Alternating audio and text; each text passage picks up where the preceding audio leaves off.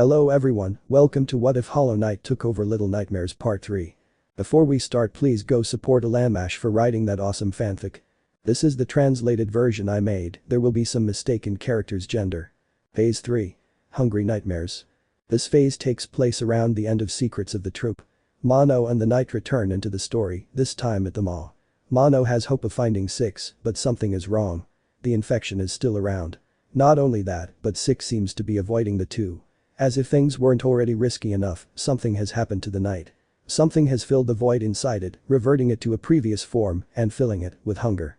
With everything happening, will the two friends find the missing one or be food for the beasts that lurk in the darkness of the maw? BH3CH1. The Survivors. The Knight stood still.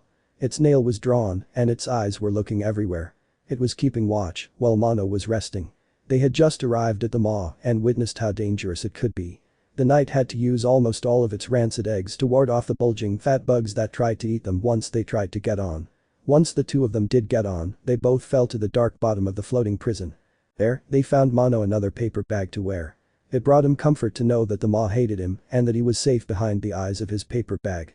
They were able to survive much easier down here, so they decided to rest while they could. Mono had been using his power a lot to avoid being eaten and was now exhausted. The Knight had recovered already, so now it was keeping watch for anything hostile as its friends slept. As it watched, it remembered the first time it met Mono. It had been a long time since then, and the two had grown as close friends. The Knight remembered the times before Mono and began to get lost in its memories. It remembered fighting with Hornet, gathering flames with the Grimchild, and adventuring with Querelle. It missed its friends and could therefore understand why Mono wanted to come to the maw. He must have missed his friend Six as much as it missed its own friends. As for Six, the Knight didn't know much about her. He just knew she was a girl and that she was Mono's friend. If Mono trusted her, then surely she would be nice. Right. Mono started groaning behind the Knight. It looked over at its friend and saw he was shaking. His groaning turned to slight screams as static built up around him, causing him to shake even more. The Knight ran over and woke him up. Mono gasped and sat up, holding his head. He breathed heavily and slowly looked around. Once he calmed down, the Knight inched closer and tilted its head. "Sorry, I just had a very weird dream," he said. The Knight tilted its head again. "Well, I was sinking into water and couldn't swim out. As I tried to escape, I saw a boy being dragged down by a very old monster. He reached his hand out to me and begged for help. As I reached for his hand, I started to glitch even more and then I woke up," Mono explained. The Knight shrugged in response. Mono got back on his feet and pulled out his flashlight. "Alright, I'm okay. Let's go," he said, flicking it on. Mono led the way through the dark corridors as the two friends proceeded through the maw. They wandered through vents and rooms, searching for Six. It suddenly came to the Knight that it didn't know what Six looked like. Mono had only told it that she was his friend. When the two reached an open room, the Knight looked for something to write on. It found a piece of paper lying on the ground and decided that would be perfect. It wrote down its question, then walked over to Mono. It tapped his shoulder and held the paper up to his face. "What does Six look like?" Mono read aloud. "Oh, I never told you, did I?" he asked. The Knight nodded. "Well, she's very easy to identify. She wears a bright yellow raincoat and always wears the hood. That's all," he said. The Knight nodded again and the two friends continued through the maw. "What's that smell?" Mono suddenly asked. The Knight smelled around and noticed that something did smell. And it knew exactly what. But what it didn't know was how. That smell was the sickly smell of the infection, but it was destroyed. The Knight and Mono stopped the infection, along with the signal. So how could it still be around? Mono and the Knight walked into another room and saw first-hand evidence of the infection. Bubbles. Orange bubbles and vines growing all over a wall. Mono stared and was just as shocked as the Knight. "How?" he asked. The Knight shook its head, for it didn't know. Mono suddenly started to panic. If this infection is still around, then Six could be in danger. She can't fight against others, and if she eats one of those bubbles, then what could happen? She could be infected, or killed, or hurt, or sick, or… The Knight slapped Mono out of his panic. "Alright, we need to find her," he said. Mono ran off, and the Knight followed. As it ran, something fell down in front of it. It looked up and saw someone, far above them, wearing a yellow raincoat. Could it be? Before it could get Mono's attention, the figure left. With no way to call to the figure, the Knight ran off, following Mono. Six ran about, making sure not to make contact with any of the orange goo. She had seen how it affected the guests. Not only that, but the orange goo seemed to change them all. It had grown and was filled with many bugs. Giant bugs at that. She had to retreat back to the lower parts of the maw in order to survive. As she ran, she couldn't help but think about the figure she just saw. It was a bug alright, but something about the way it looked it reminded her off. Mono's static voice asked. Oh god, not now. Six thought. Come on, don't ignore Emmy, the voice said. You miss him, don't you? You miss your adventures with him. Shut up, Six said. Oh? You want me to stop talking? Her shadow teased. Why? What have I ever done to you? You're the reason why everything bad has happened to me. Six yelled. Really? Her shadow asked. That's not how I see it. I didn't make you eat that gnome, or even tell you to. I didn't make you go to the maw, I just told you to. You decided to listen. Stop.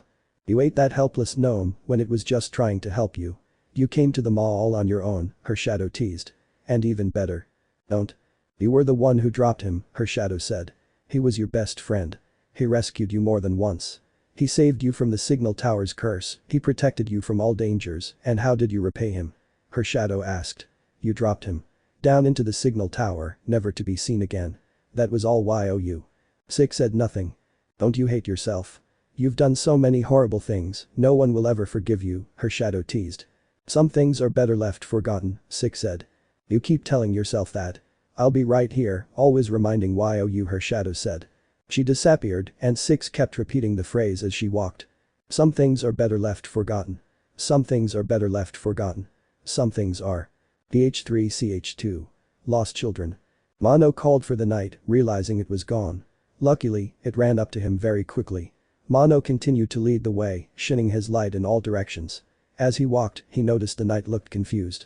Did it see something? Curious, Mono found a place to stop and talk to the knight. Hey, is everything okay? He asked.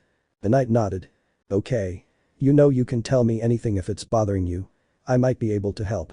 The knight nodded again, and then they both continued. Along the way, there were a few infected bugs that they had to defeat, but these two were used to fighting. These bugs took no effort to crush. They continued on, searching and searching. Mono looked everywhere for the vibrant color of Six's yellow raincoat, but he couldn't see it. As he walked, he began to think of places Six would like to be. Okay, she likes food, so she could be up with all those fat things, taking their food, but she's also a survivalist, so going up there would be too dangerous for her liking. He thought. She also really likes music boxes, so maybe some place with that. Well, she wouldn't be anywhere around here, that's for sure. Mono stopped thinking and started to look for the potential places he thought about. As he shined his light around, he noticed a small crack with light coming through. The light wasn't the same as the light from the infection, it seemed like it was light from a fire. A red fire to be exact. He deduced that going there wouldn't be too dangerous and that it seemed like a good place to rest. He and the knight made their way to the crack in the wall and entered. Inside, there was a group of children, all surrounding a red fire. Once he and his friend entered, the children looked at them. You don't belong here, one of them said. Both of you don't belong in a place like this. Why are you here? Another kid asked. Well, we came here looking for my friend, Mono explained. So you remember, a kid said. Huh? This place clouds your memories, making you forget, they explained. Please, come sit down. Mono and the knight walked over to the fire and sat with the other children. This fire keeps us safe, one of them explained. It protects us from dreams, from the light that lurks inside them. If you don't mind, could you explain who you are and where you come from? A different child asked. Okay, Mono replied. I come from the Pale City. I don't remember much, but I do remember going to a school with other children a while ago. I don't know why I was going there or where I came from, I just know what happened next, he said. A fire suddenly started and the doors suddenly shut. The sprinklers came on and we thought everything was going to be okay. But then, someone or something started taking children. I ran to hide, but it was coming after me. I knew if I tried to escape, it would find me, so I hid in a broken television. As the thing got closer, I thought for sure it would find me, but something happened. The rest is just static, Mono explained. What about your friend? Asked one of the children. What's their story?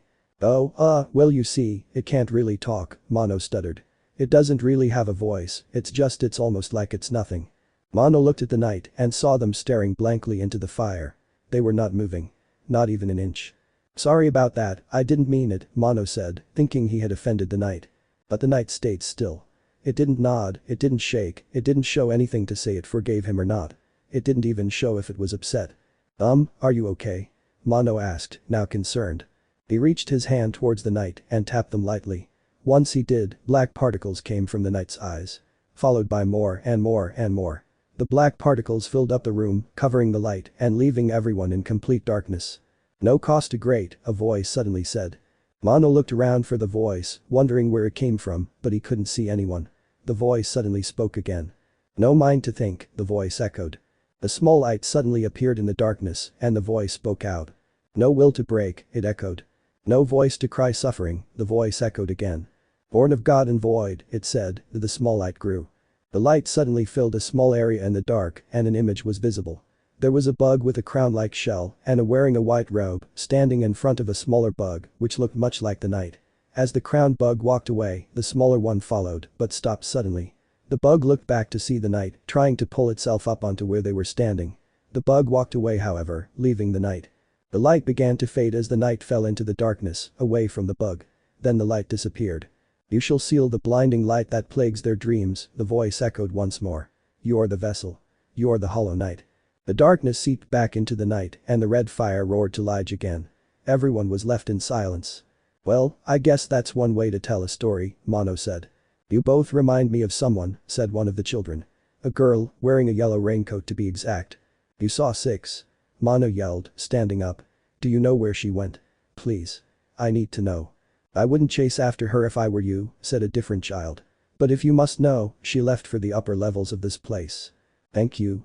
Thank you so much," Mono said. "Come on. Let's go," he said to the knight. The knight stood up and left the room, ready to go.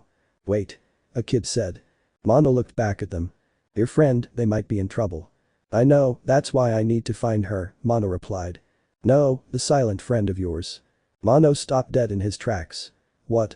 If what it explained was true, then something could fill that void within it, the child explained. And in a place like this, something very bad could happen to it. Mono was silent. He didn't know how to react. "I'll make sure it's safe then," he said as he left the room. No matter what, he was not going to lose his friends. He stepped out into the maw, even more determined to keep his friend safe. DH3CH3. Hunger awakens. The knight waited for a while for Mono to catch up. It didn't know why Mono was taking so long, but it did give it some time to ponder. It remembered the yellow figure wearing a raincoat. For some reason, it didn't want to tell Mono about what it saw. It just didn't feel right. Mono soon came running up to the knight and flicked on his flashlight again. They both continued, this time looking for a way to get to some of the upper levels of the maw. There were a few obstacles here and there, but the teamwork of Mono and the knight was able to pull through. They would jump across gaps, leap up into vents, and break through walls with their weapons. They truly made a great team. As they worked together, the knight wondered what Six would be like. Would she also make a great team with them? It couldn't tell. All it knew was that Six really liked food and she wanted to survive. But, if that was the case, then why wasn't she with the children from earlier? Did she not like being with others? No, that couldn't be the case. If she didn't like being with people, then why was she Mono's friend? Speaking of the other children, that fire. That scarlet burning fire the children were sitting around. It was the same as the flames from the Grim Troop. But, why would the Grim Troop be here? Eventually, the two friends had to stop and find a place to rest. They had been searching everywhere, looking for a way out, but to no avail. So, they just settled down in a small room, clear of the infection. Mono offered to watch, but the knight refused. Mono needed rest more than it did, so it would rather Mono rest instead. Mono agreed, though it seemed like something was bothering him. It was as if he was trying not to sleep. Or he was trying to protect the knight from something. Even as the knight watched, Mono wasn't resting. Instead he was watching the knight. The knight walked over and tilted its head, asking if something was wrong. "No, and nothing," Mono replied. "I just thought maybe you should rest this time. You've gone a long time without any rest for a while after all." He stuttered. Although it was just a stutter, the knight knew that there was more to the reason why Mono wanted to watch instead. The knight held Mono's hand, assuring that it would be okay. Mono nodded and reluctantly fell asleep. The knight drew its nail and stood guard. It kept its eyes looking everywhere, just in case something came out of nowhere. It waited for a while, then a few minutes, then a few more, then an hour, then two. The room remained quiet. But then, something started happening to the knight. It started becoming weary and its eyes started to droop. Maybe all that time without rest was finally getting to it. No, this was something else. It felt like someone was putting a trance on the knight, trying to make it fall asleep. The knight resisted, trying to keep standing straight and looking ahead. But its eyes kept drooping and its body started going limp. Maybe if it just closed its eyes for one short second. The night fell to the ground, asleep. When it opened its eyes, it was in pure darkness. There was nothing. No sound, no floor, no light, nothing. Just darkness. All of a sudden, something could be seen in the distance. The sight moved closer, making it more visible. The night stared at the image, trying to make it out. It looked like it was a lady, wearing a brown dress, with her back turned to the night. But as she got closer, she turned her head to the night, revealing a pale, white mask on her face. As she turned, the night felt something grab onto it, holding it in place. As the lady's eyes made direct contact with the night's, it felt a huge surge of energy rushing into its body, rendering the night motionless. Suddenly it woke up. The night picked up its nail and looked all around. There was no threat. Maybe it was just a dream. The night saw Mono, still asleep. Thank God. The night didn't know how long it had been since it fell asleep and it didn't want to stay in this area much longer, so it woke Mono up. After he rubbed his eyes under his bag, he stood up and they both continued forward. The two of them made sure to stay quiet while they were moving. They didn't know what could be lurking in the darkness of this place. But as they walked, a loud rumbling noise came out from the night's body. It was painful. Very, very painful. The night clenched its stomach, trying to stop it from hurting. Mono tried to help, but the noise from the night attracted a group of hostile bugs. The night tried its best to ignore the pain and drew its nail, ready to fight. Mono drew his ladle and the two fought off the bugs. The night destroyed 2 bugs with a few nail strikes, but then the rumbling noise came out from its stomach, this time hurting even more. The night tried its best to keep fighting and struck down a vengefly, knocking it to the ground. It struggled to get back to the air, but its wing was damaged badly. The rumbling noise came out once again, sending the night into more pain than ever. Suddenly, something happened. It thought. The night wasn't supposed to be able to think. It had no mind. But it thought. It looked at the wounded vengefly, struggling around in place. On instinct, the night slowly moved closer to the wounded vengefly. It looked. Delicious. The night reached the vengefly and its shell cracked open, forming a jagged pointy mouth.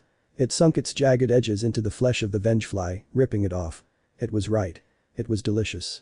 The night kept biting flesh out of the vengefly until suddenly the pain stopped. Its shell mended, its mouth disappeared, and the thought vanished. All that was left was the small empty night looking at its dead victim. What had it done? That's weird. What is? Six asked, annoyed by her shadow. I feel something different in this place, her shadow replied. Like someone else has the same hunger as you. Yeah, like that could happen. Just stop teasing me and go away. Six yelled. Okay, her shadow said. She disappeared and left Six confused. Her shadow never left like that. It would always tease and mock her before it left. So why did it leave so easily? Besides, there couldn't possibly be someone with the same hunger as her. But there. PH3CH4. So close, but so far. Six carefully climbed down the wall. She didn't want to slip and fall to the ground. That would surely kill her. She looked back at where her old hut was. She would miss that place. She had been hiding there for a few days and surviving very well. It was close to the kitchen, there was a leaking water pipe above, it even had its own lantern to keep her warm. It was perfect. But recently, something changed in the mall. Places moved, violent creatures appeared, more people boarded, and areas expanded in size. The kitchen was one of the rooms that moved.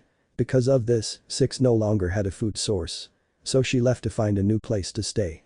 Living in the mall wasn't pleasant, at most times it was dangerous. But, Six had found a way to live peacefully.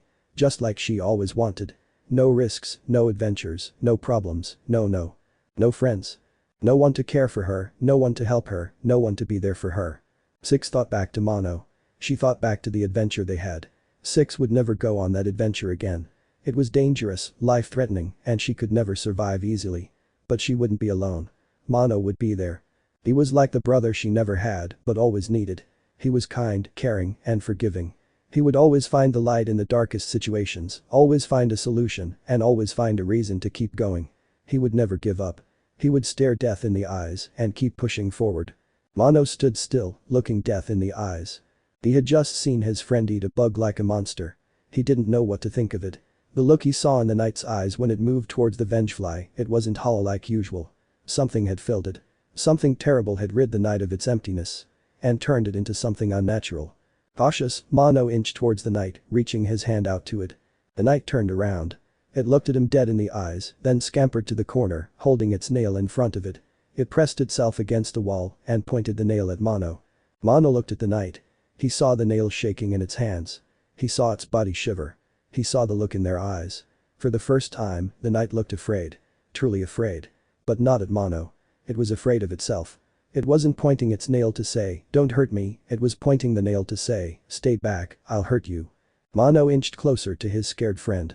Every time he stepped forward, the knight would wave its nail, trying to make him step away. "Calm down, it's okay," Mono said. "That wasn't you, was it?" The knight shook its head. "I'm still your friend, right?" The knight slowly nodded. "And you're still my friend, right?" Mono asked.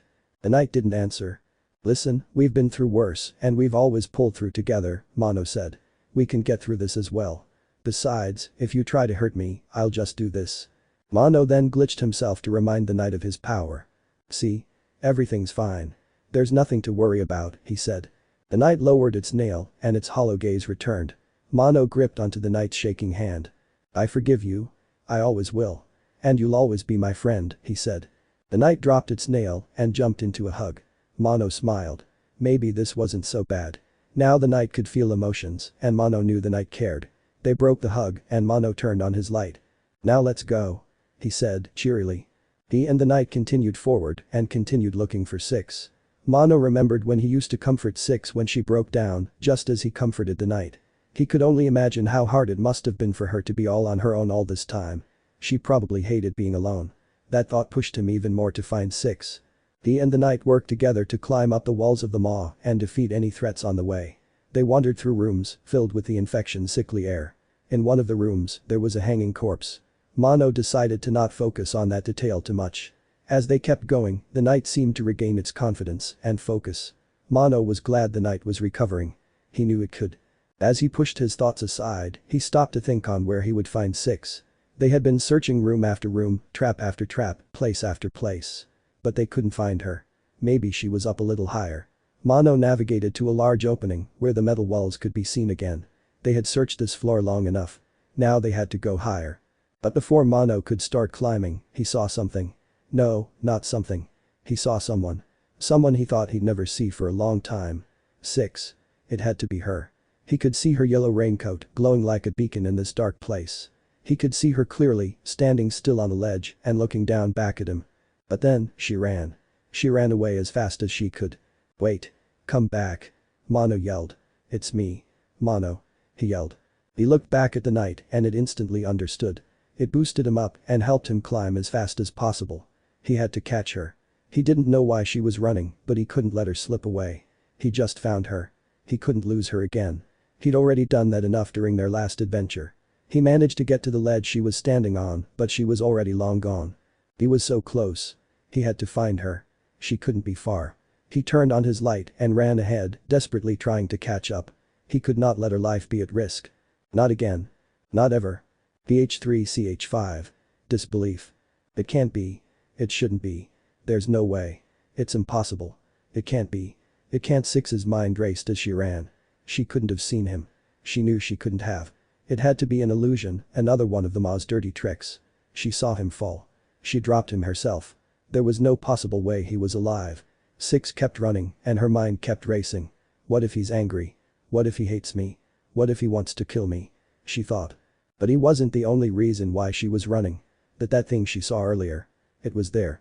That white-horned, hollow-eyed thing was looking dead at her. And it scared her.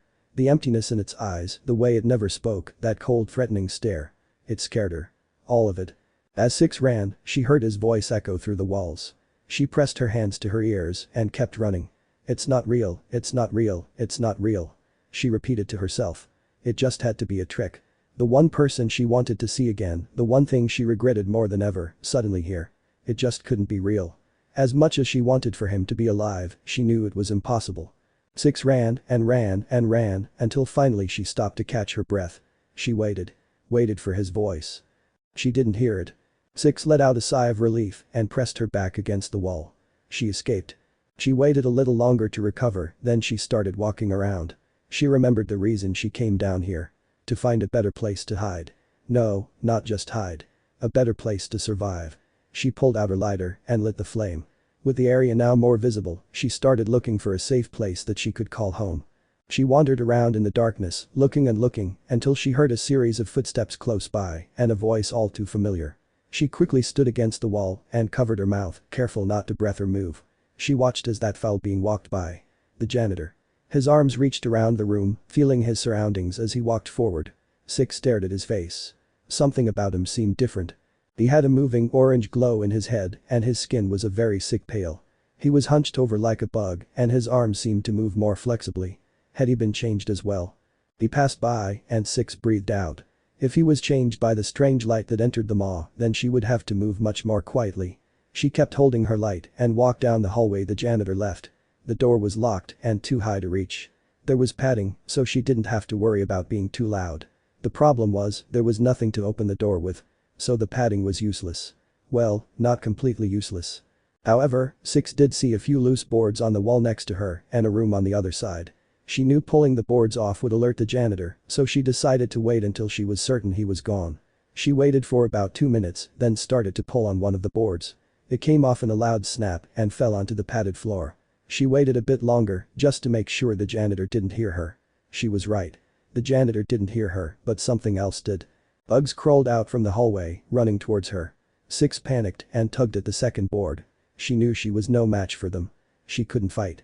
She started to panic even more as she heard them getting closer. Finally, the board broke free. But the recoil sent her stumbling backwards. She closed her eyes and braced herself, knowing the bugs were right next to her. Suddenly, there was a loud squish followed by another and then the skittering of a bug. Six looked and froze still. He was standing there. Six quickly returned to reality and ran through the tunnel she just opened up. She heard him call out to her, telling her to come back. She didn't listen. She just kept running. She jumped and started climbing up the boarded walls. This isn't real, this isn't real, this isn't real. She kept repeating in her head. She reached the top and ran through the halls of the maw, trying to escape. She could still hear him calling for her. Six covered her ears again, running much faster. He just couldn't be real. But if he wasn't, then how did those bugs get squashed? At this point, Six didn't care. She kept running and running until she couldn't hear him calling. But despite his silence, she kept running. She didn't pay any attention to her surroundings, she just kept on running. That was a mistake. She tripped and fell down into a pit. She flailed her arms around, trying to grab something to stop her fall. She managed to grab onto a ledge, but her arm was badly hurt in the process. She clung onto the ledge as best she could, trying to pull herself up. But her arm was too hurt to hold on tightly. As her last arm started to slip, she braced herself for the fall. But something caught her. A hand gripped onto hers. That hand. She knew the feel of that hand. She had held it many times before. A second hand gripped onto her and started pulling her up. She looked up herself and saw him. The one she wished she'd never see again, but at the same time the one she wanted more than ever. Mono. PH3CH6. Distrust. Six stared at Mono as he held onto her hand, keeping her from falling. She didn't get it. Why? Why was he saving her? Didn't she deserve to fall into the pit below? Come on. Pull us up. Mono yelled to someone. Six felt herself being hoisted onto the ledge and then found herself on fur belly, safe. She got to her knees and looked up at Mono. He knelt down, shortening the distance between them. The two friends just stared blankly at each other, neither one of them knowing what to say or do. Hi, Mono said, waving. Six didn't know how to respond. Hey, are you real? She asked. Mono looked confused at that question. Yeah, I think I am, he replied. So this wasn't a trick. He was really here. Six didn't know if that was a good thing or not. Hey, is your arm okay? It looked like it got hurt pretty bad, Mono said. It's fine, Six lied, holding her arm close. Suddenly, Mono hugged her very tightly. I'm glad you're okay, he said, tears falling from under his paper bag. Six slowly hugged back. As much as she didn't want to admit it, she missed him. Her own eyes started to swell up with tears. But as she hugged him, she saw something behind him. Not just something, that thing. It was right behind Mono, staring at them with its hollow eyes. Six felt herself starting to shiver. Her heart started beating faster. Her skin started to turn cold. She wanted to warn Mono, but her tongue was held still. She couldn't speak. But as she kept staring into the hollow eyes of that thing, she had to do something. Mono? She managed to say. THTH, there's SS something behind you. Oh. Right, you two don't know each other, Mono said, turning around. Six, this is my friend, the Knight. Knight, this is my friend Six. Six instantly froze. That thing was now right in front of her. Not only that, it was Mono's friend. How could anyone trust something as terrifying as that? Six stared at the Knight, terrified, and it stared back. It didn't move, not even an inch. It just stared at her, like it was going to kill her at any second. I take it you don't know what to do? Mono asked, noticing the tension between the two of them. Hey, why don't we find a place to stay for a while? Six is hurt, I glitched myself too much and you need a place to recover, okay? Mono told the knight. Glitched? Six asked. Oh yeah. I got this new power that lets me glitch myself and interact with other objects, Mono explained. Like this. Six watched as Mono's body turned into static. She slowly inched towards the edge. She remembered the tower. The years she'd spent trapped in there. The constant fear. The constant buzzing. Hoping that someone, anyone would come and save her. Well, the signal tower twisted her mind, made her believe things that weren't true. Despite all her efforts to forget, she remembered it all. Mono's body suddenly returned to normal and he walked towards her, reaching out his hand. I am sorry, I didn't mean to make you remember, he said. Maybe we should find a place to rest. I think we need to recover in more ways than one. Mono grabbed Six's hand and started searching his pockets. Uh-oh, he said. I think I dropped my flashlight when I was running after you. Six remembered her own light and flicked it on. Oh. That works. Mono said. They all walked out of the pit and began to wander around the maw. Six provided light, but she couldn't stop looking back at the night. It horrified her. Suddenly, leeches dropped down from the ceiling and started crawling towards them. Mono pulled out a silver ladle and smashed one of the leeches. The other leeches were swiftly destroyed by the night. Six grew even more terrified after she saw how quickly it killed the leeches. With that power, it could kill her and Mono at any time. Mono stopped walking and spotted a small room up above with a destroyed ladder. This will do, he said. Okay, give him a boost. Six was about to move, but to her surprise, the knight moved forward instead. Not only that, but it cupped its hands to give them a boost. If it could do that, then what reason did she have to still be alive? Mono was boosted up by the knight and was able to reach the room. He turned around and held out his arm for Six. Six looked at the knight, cautiously moving towards it. She got on its hands and it threw her up where Mono caught her. Good, it didn't kill me. At least, not yet, Six thought. Hey, while you're down there, can you find something to start a fire or light of some kind? Mono asked the knight. It nodded and then walked off into the darkness. While it was gone, Mono started preparing a place to rest. Here, he said. You can sit here until the night comes back. Mono? Six asked. Yeah? Why do you trust that thing? What, the night? Mono asked. They're my friend. But, how do you know it can be trusted? Six asked. Listen, I know they're a bit difficult to get used to, Mono replied. I mean, it doesn't speak, it doesn't show feelings, probably didn't have feelings for a while, it uses a bunch of crazy void powers to kill things. What? Six yelled. Mono, that thing can't be trusted. Six, stop yelling. Mono, how do you know it cares if it doesn't show feelings? It probably doesn't have any feelings. Six continued. Six, please. And it uses void magic. I don't know what that is, but it sounds strong enough to kill us. Okay, to be fair it probably is. Mono, that thing us a killing machine. Why do you trust it? Six panicked. You wanna know why I trust it? Mono suddenly yelled. You wanna know why I trust the night? Why I trust it more than you? He yelled again. Because they didn't drop me. He yelled. They didn't leave me to die. Six froze up again. She remembered that time clearly. She remembered her decision. She remembered his grief.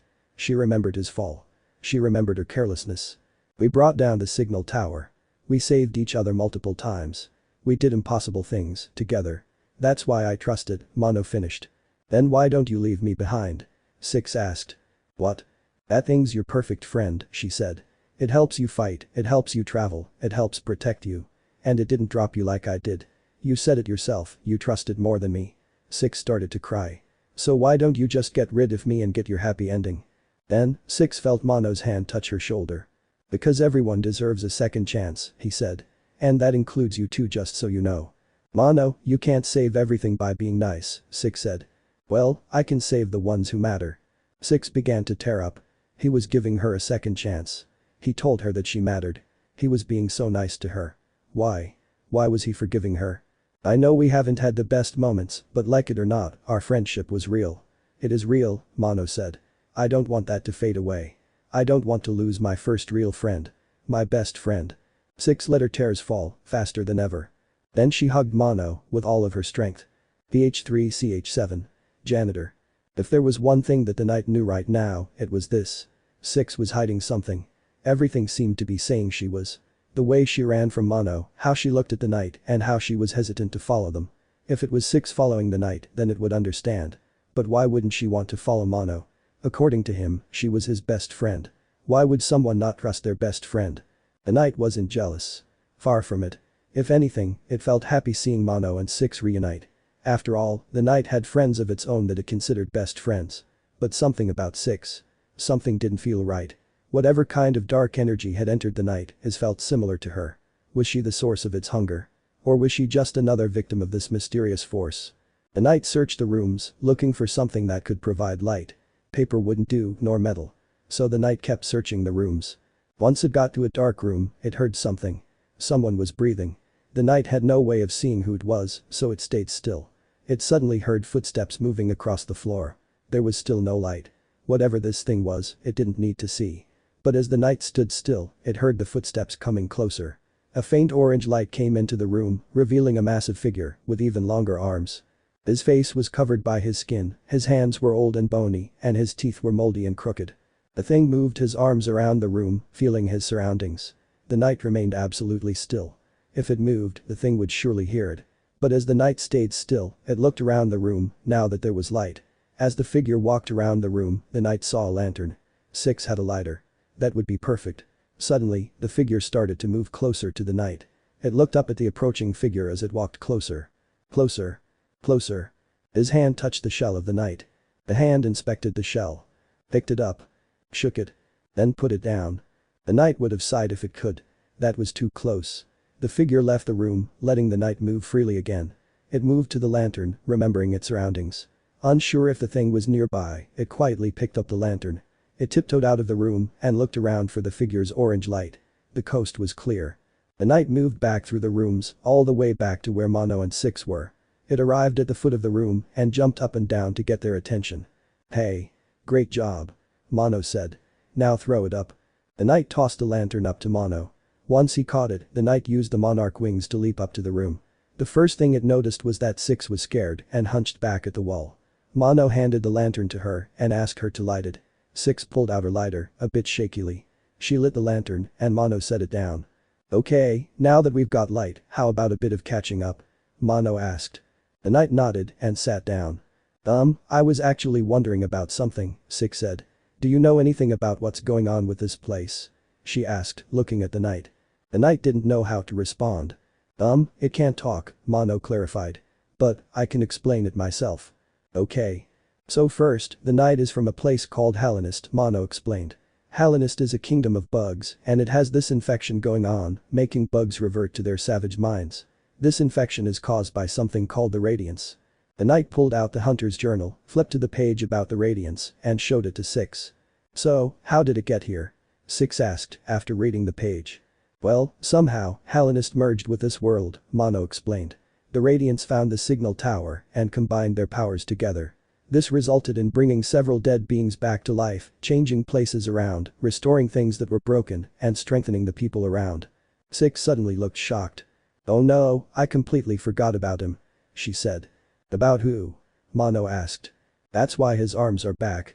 That's why he's covered in orange goo. I didn't even think about that. I was too caught up in thinking that I was seeing things," she said, panicked. Six then looked at the knight. "Did you see him? Is he real? Did you see the janitor?" she asked. The knight nodded, knowing what she was talking about. "Oh no, we need to go now," she said.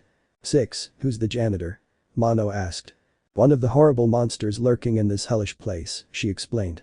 "He usually patrols around these areas. If he's alive, we gotta go now." The knight quickly covered Six's mouth as an orange light approached. It looked at Mono and put its hand on its shell saying, "Quiet." The three of them watched as the janitor walked around the room, reaching up and cleaning the shelves. As he moved closer, the knight started to fear the worst. He reached up his cloth to the shelf they were on. Everyone moved quietly, trying to avoid his arm. As his arm neared their lantern, a single finger of his touched the small flame. The janitor retracted his hand, screaming and blowing on it. "Run!" Mono yelled. The three of them hopped down the shelf as the janitor blew on his hand. As they ran, their feet slammed against the rickety wooden floors. The janitor heard their sounds and started chasing after them. He waved his arms around, swiping down anything that was in his way. The knight thought fast and came up with a plan. It broke away from the group and ran to the janitor's left. It let out a loud abyss shriek, making Mono and Six seem like flies buzzing their wings. The janitor turned his attention to the loud shriek, and as it echoed through the metal halls, the knight managed to escape. Mono signaled for it to come back and pointed to a vent. The knight arrived, and the three of them worked together to pry the vent open. Once it opened, the sound alerted the janitor. As he reached his arms out to grab them, the knight struck his hands with its nail. Once he was stunned, the knight jumped into the vent along with everyone else, barely getting away. PH3CH8. Alluring sounds. Mono fell down the vent, crashing through the cover on the other side. Then, he felt his friends land on top of him. "Oh. Sorry Mono, I didn't mean to," Six stuttered, trying to apologize. "It's alright, I've taken worse blows. This beats the time I fell on a hard rock floor from the roof," he said. "So you're okay?" "Yeah, I'm fine," Mono replied, standing up. "Then what were you thinking?" Six yelled. "The janitor is blind and can only hear us. Why would you yell and give us away?" "Well, I didn't know about the janitor," Mono said, staying calm. "Also, if what you said was true, why did you just scream?" Six stopped and stood in silence as her face turned into a pale white color. "We're dead," she said softly. "Hey, don't act like that. We can still get out of here," Mono said in his hopeful voice. "We just need to find a way how." "And how are we going to do that?" "Well, you can start by getting some light here. You're the only one with a light source," Mono explained. Six nodded, then flicked her lighter on. Its flame illuminated the face of the knight, standing right in front of them. Six yelped at the knight's sudden appearance and almost dropped her lighter. "You know, I just don't get why you two act so weird around each other," Mono said. "Well, that the knight." Six leaned to Mono's ear. "It scares me," she whispered. "It heard that," Mono said. Six's face grew even more pale. "Look, I know the knight looks a bit disturbing for the first time, but it's really nice and just wants to help," Mono told Six. "And you," he said, looking at the knight. "I know it's hard to trust Six, given that she's a little distant, but she's my friend. So can you please just try and trust each other?" The knight looked at Six and she looked right back. The knight shrugged, then nodded. Six, however, was very hesitant to give any sort of response. Mono sighed. "Well, let's just get going," he said. Six led the way, and while he followed, Mono could do nothing but think. Maybe as the knight tries to trust her, she'll trust the knight. He thought in his optimistic mind. Then we can all be friends together and get out of here. His thoughts gave him the hope to keep trying. Besides, they could make a great team together. Six knows her way around the mall, the knight knows its way around the other places, by working together they could be unstoppable. Now I just need them to see that. Suddenly, he felt Six's hand slam into his chest. Before he could ask why, he saw the reason. The janitor walked by, shuffling slowly across the floor. Six backed up and retreated down the hallway. Mono and the knight followed and caught up to the fear-stricken Six. "What do we do?" she whispered. "The way out is in the other room, but the janitor is right there." "We distract him," Mono answered quietly. "We find things we can throw and get him to follow those." "What can we throw?" Six asked. Mono took a quick look back at the janitor. The orange infection made him very visible and easy to see. Mono watched as the janitor sorted books on shelves. "Bingo," he thought. "We throw books," Mono whispered to the group. "That way, he'll also have to put the books back, giving us even more time to act. But the floor in there is too noisy. He'll spot us for sure." Six whispered to him. "Then we split up and distract him as fast as we can. We don't have long until he makes his way here, so we need to act fast." "Everyone got the plan?" he asked. The knight and Six nodded. The three of them tiptoed to the entrance of the room, then bolted in different directions. The janitor heard the sound of their running and started to pursue the closest sound. The knight jumped up onto one of the shelves, Six crawled into an open slot, and Mono dived behind a shelf. Knowing the janitor would go for him first, Mono tried his best to be silent. Before he was caught, a book crashed onto the floor. Just as Mono expected, the janitor carried out its duty first. The infection did make victims stronger, but less intelligent. Mono climbed up the shelf, believing it to be the best place to move. He still made noise, but the floor was much louder. On top of the shelf, Mono saw the door they had to open. He grabbed a book and threw it on the floor, distracting the janitor more. Once the janitor had put the book back, another one would fall, and he'd have to put that one back as well. The process repeated, and all three of them met up at the foot of the door. Before they gathered, however, a pile of books was knocked down in order to make sure the janitor wouldn't find them. Now in front of the door, the knight stood at the bottom and hoisted Mono on top of its shell. Mono caught on with the plan and held his hand out to Six. She climbed onto his shoulders and was able to open the door. However, the door opened towards them, causing them to fall over. The sound alerted the janitor and he started shuffling over to their location. Mono grabbed Six and pulled her into an empty shelf, but the knight just stayed still. What was it thinking? Mono was about to go out to grab it, but Six stopped him. The janitor reached the knight and picked it up. It felt around the knight, touched it, poked it, shook it around, then put it back on the ground and walked away. The janitor must have thought that the knight was a bug corpse and he left to go get his cleaning supplies. The three of them seized the opportunity and ran out the open door as soon as the janitor was out of hearing range. The plan worked. Mono said. All of you did a good job distracting him. He didn't suspect a thing. The knight shook its head and pointed to Six. It then made an action of throwing something. Are you saying she threw all the books? Mono asked. The knight nodded. Thanks Six. Thanks so much. I'm glad you trust me, he said. Why yeah. Of course, Six said nervously. Well, go on. Light the way before the janitor comes back, he said cheerily. Six gave a quick nod and the three of them pressed on. VH3CH9. Inner struggles. Six didn't dare to correct the knight. She kept leading the way, holding her lighter into the darkness. She couldn't believe it. She honestly couldn't believe it. The knight lied. She had done nothing to contribute to Mono's plan. All she did was stop him from saving the knight who she hoped would be destroyed by the janitor. The knight was the one who threw the book to protect Mono. To protect her. It was the one who threw half of the books back there. It even acted like a corpse to distract the janitor and save them. But despite all that, it gave her credit. Credit for something she didn't do. Why? Why would the knight just give credit to Six like that? She had done nothing to deserve its trust. Let alone Mono's. Was the knight trying to trick her? Or did it actually trust her? Either way, Six took the credit because she was still afraid. Afraid that Mono would leave her behind. The knight was a much better friend to him, so if he wanted to, he could just stop caring about Six. She didn't want that. Why not? A familiar voice asked. Oh come on, not now. Six thought. Of all the times for her shadow to speak up, it had to be while she was leading the way. While she was with others. Could they hear her? Could they see her shadow? Don't worry, those two can't see or hear me, Shadow Six said, knowing exactly what Six was thinking.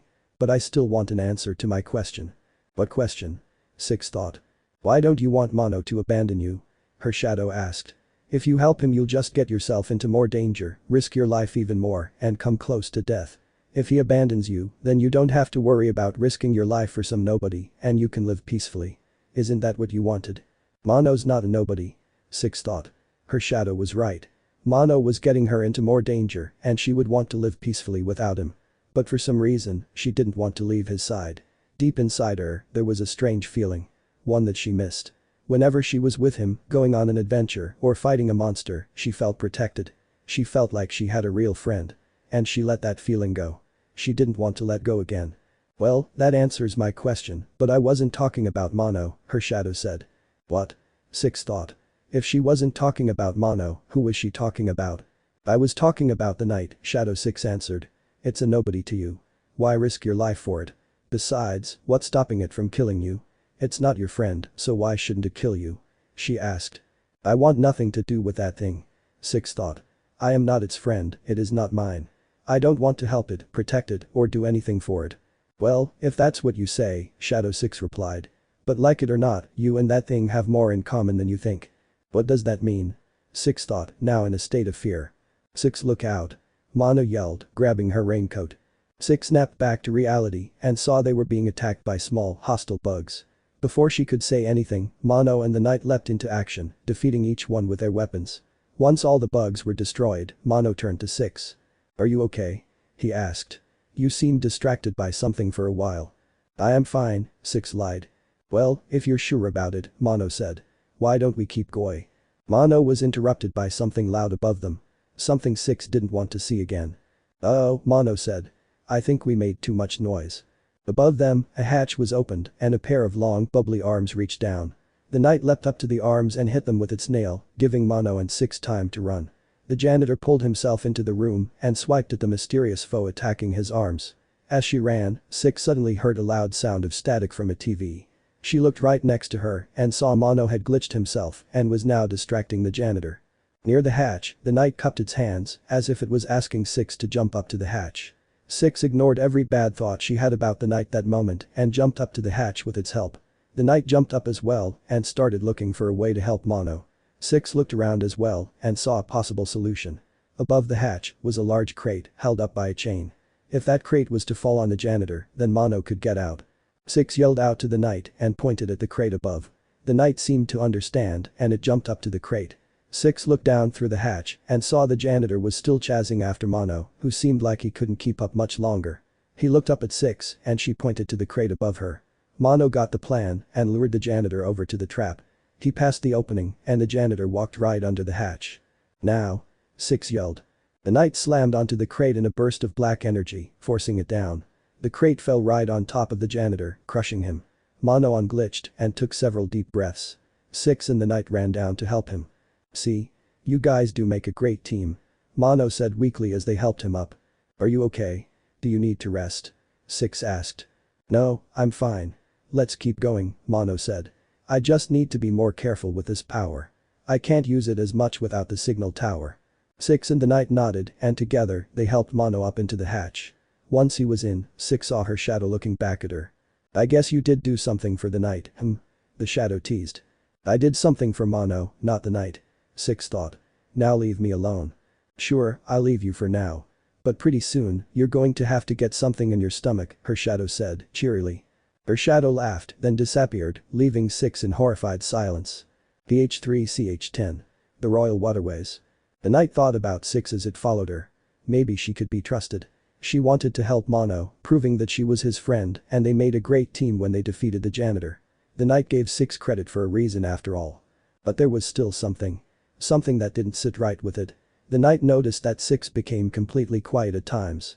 And not just quiet. Her face became completely motionless during those times. Yet, she kept walking. As if she wasn't even paying attention to anything. That's why Mono had to stop her one time. The knight couldn't help but wonder why 6 did that. Guys," 6 said, breaking the knight out of its thoughts. "I think we're lost." The knight looked at the surroundings. They weren't lost. It knew exactly where they were. They were in the Royal Waterways. The knight pulled out its map and flipped it around to the older side. It easily spotted the waterways. If nothing had changed here, then it could lead them all out. 6 suddenly gasped. "What is that?" she asked. The knight looked at what 6 was afraid of. It was a whormp. "Hey, don't worry 6, maybe it's friendly," Mono said. "Hey little guy," he said, reaching his hand out to it. The knight instantly rushed to stop Mono from touching the whormp, but it was too late. As soon as he touched it, the whormp felt threatened and inflated. The force pushed Mono and 6 to the ground. The knight quickly disposed of the whormp with a few strikes from its nail. Then, it went to help up Mono and 6. "What was that?" 6 asked, looking panicked. The knight pulled out the hunter's journal and showed them the page about the whormps. "I guess we'll need to be more careful around here," Mono said. "Come on, let's go." 6 didn't move. 6. "Come on, we need you to light the way." CC can't," 6 replied. "Hey, it's okay 6. We can get through this." "Mono, you don't get it. I was able to lead us through the places I knew, but I don't know anything about this place." 6 panicked. "There's creatures I don't know about, puzzles I don't know how to solve, I can't even fight those things. I'm useless." Mono looked at the knight, asking it what to do. The knight walked over to 6 and held up the map of the waterways. "You know how to get through this place?" 6 asked. The knight nodded, then pushed 6 closer to Mono and took a few steps ahead. 6 was left completely confused at the knight's actions. "I think it's saying that it'll lead the way," Mono said. "Okay, but what about those creatures? What do I do about them?" 6 asked. "Well, we'll just have to find you something to defend yourself with," Mono said. The knight watched as Mono gently held 6's hand. "We'll get through this, trust me," he said. 6 slowly nodded, then held up her lighter so the knight could see. The knight led the way down into the waterways. The slippery wet floors splashed as they walked across them. The knight kept its nail ready, just in case something else would appear. As it walked, it also kept an eye out for a possible weapon for 6. It didn't matter if she didn't know how to fight, she still needed a way to defend herself. As the knight walked along, it was evident that the mall was a part of this place. Shoes, suitcases, and spoiled meat littered the floor. Eventually, the path ended and a pool of murky green water blocked their path. The knight spotted a continuation of the path on the other side of the water. It hopped into the water, then motioned for Mono and 6 to follow. They both jumped in, and the 3 of them swam to the other side. But once they got there, the knight realized that the path was on a ledge, too high to reach. It looked for a possible solution and spotted a couch floating in the water with them. It swam over and tried to push it to the other side. Mono and 6 swam over as well and helped the knight push the couch. Together, they got it to the wall. Then, they all climbed onto the couch and the knight boosted everyone up before leaping onto the ledge itself. Once they were up, they continued walking, only to find another pool of water blocking their way. This time, the exit was underwater. The knight spotted a large valve and motioned for all of them to turn it. The three of them gripped on and pulled the valve with all their might. The water slowly drained and soon the exit was open. The knight slid down a pipe to get to the bottom of the empty pool and then noticed something. A shovel. An old, rusted shovel. The knight walked closer and picked it up. It was perfectly balanced and it fit well in the knight's hand. It swung the shovel a few times, then slammed it into the wall. Surprisingly, it made a pretty good dent. An idea came to the knight. "Hey. Are you coming?" Mono asked. The knight walked over to Mono and Six, then handed Six the shovel. She looked at it, wondering why the knight would give her such a thing. "Why did you give me this?" she asked. "Hey. I think the knight found you a weapon," Mono said. "This?" Six asked, looking at the shovel. "Well, the knight made a dent in the wall with it, so it seems pretty strong," Mono explained. Six swung the shovel a few times, then looked at it again. I guess I can use this," she said, sounding a bit unsure. "Great. Now let's keep going," Mono said. The knight led them down the path for a while, then suddenly Six spoke. "Yuck. What is this?" she asked. The knight looked at what she was talking about. Six had just stepped in a pinkish-white slime. A slime that only one species could produce. Flukes. PH3CH11. Flukes. As the knight stared at the slime Six had stepped in, Mono could tell that something was wrong. The knight was shaking. It made sense as to why. It was clearly feeling emotions that it had never felt before. It wasn't used to this feeling. Mono walked over to the knight and held its hand to comfort it. The knight stopped shaking, stood up and began to walk forward, cautiously. Mono was still holding on to Six, who was already afraid of this place. The knight was leading all of them. And all of them were scared. Six was shining light everywhere, getting put on edge by the smallest drop of water that fell. The knight was holding its nail, pointing it in all directions, as if it knew something was about to attack. Mono didn't know what to do. But he knew he had to keep his friend safe. So he stayed alert as well, ready for something to come out of the darkness. A sound suddenly rang out through the tunnels. One that the knight didn't like. It jerked its position towards the sound, holding its nail toward it. The knight inched closer, leading Mono and Six with it. As it led them closer, Mono could hear the sound more clearly. It sounded like someone was breathing. But it sounded so distorted and clogged. It was like they were choking. The knight turned the corner and a green light above illuminated over the creature. It was standing tall on two legs, with 6 smaller limbs around its body. It had no eyes and large, leech-like lips. It was textured like a worm and had loose things hanging from its head area. The creature noticed the 3 of them, then hastily surged towards them. All of them scattered, avoiding the creature's attack. The knight quickly slashed at the creature and it was cut in half.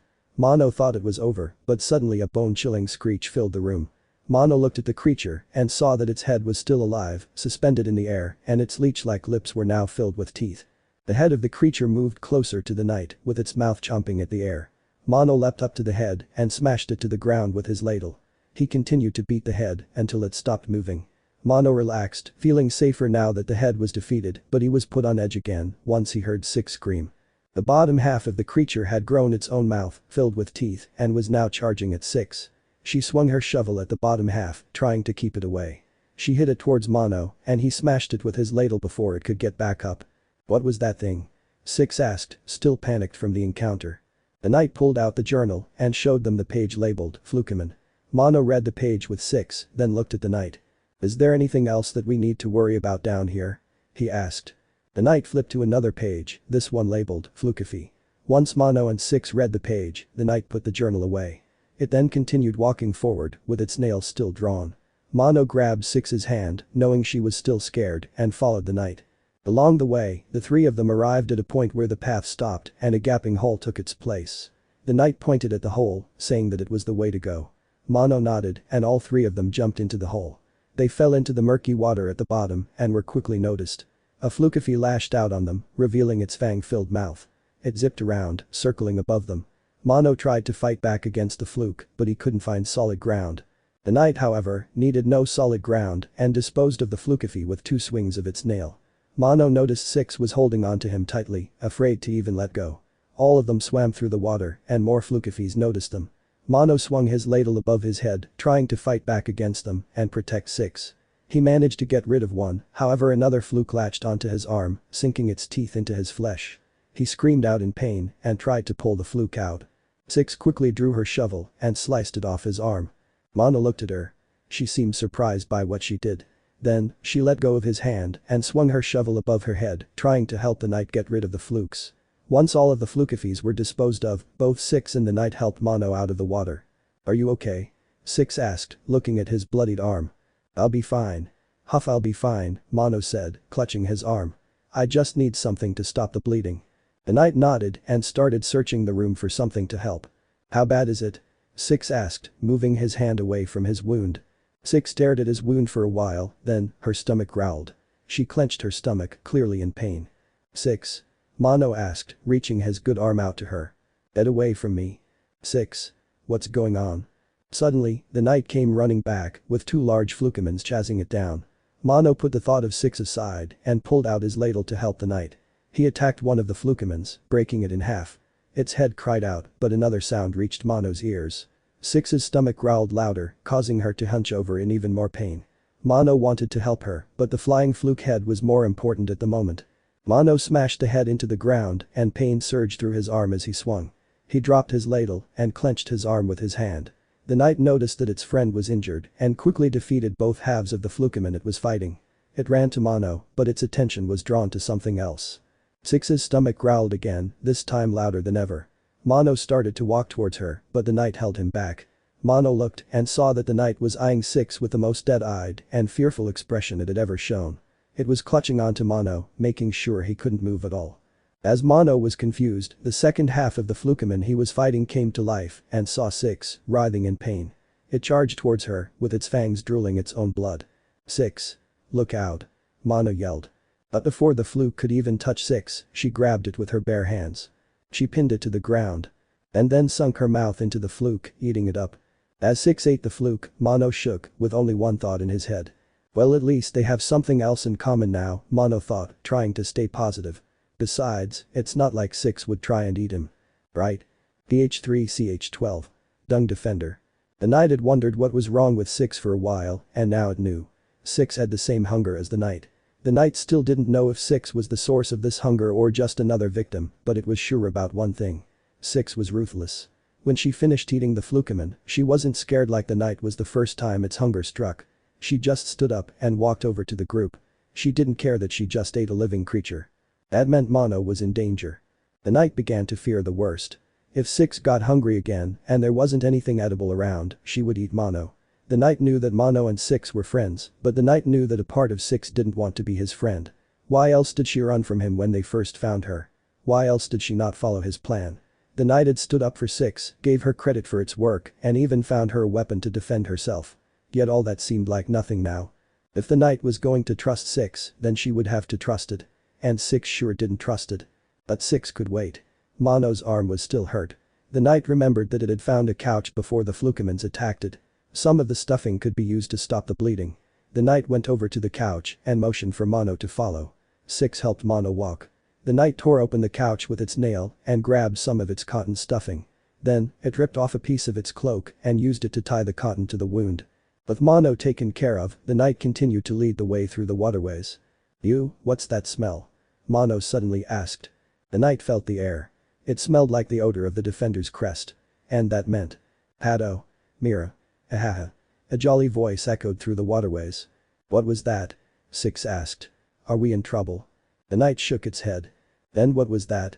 And what are we walking on?" Mono asked. The knight felt that it was best to not answer Mono's question. For his own sake. The knight led the way into an open area with large piles of dung. It still felt like it shouldn't tell Mono that he was walking on poop.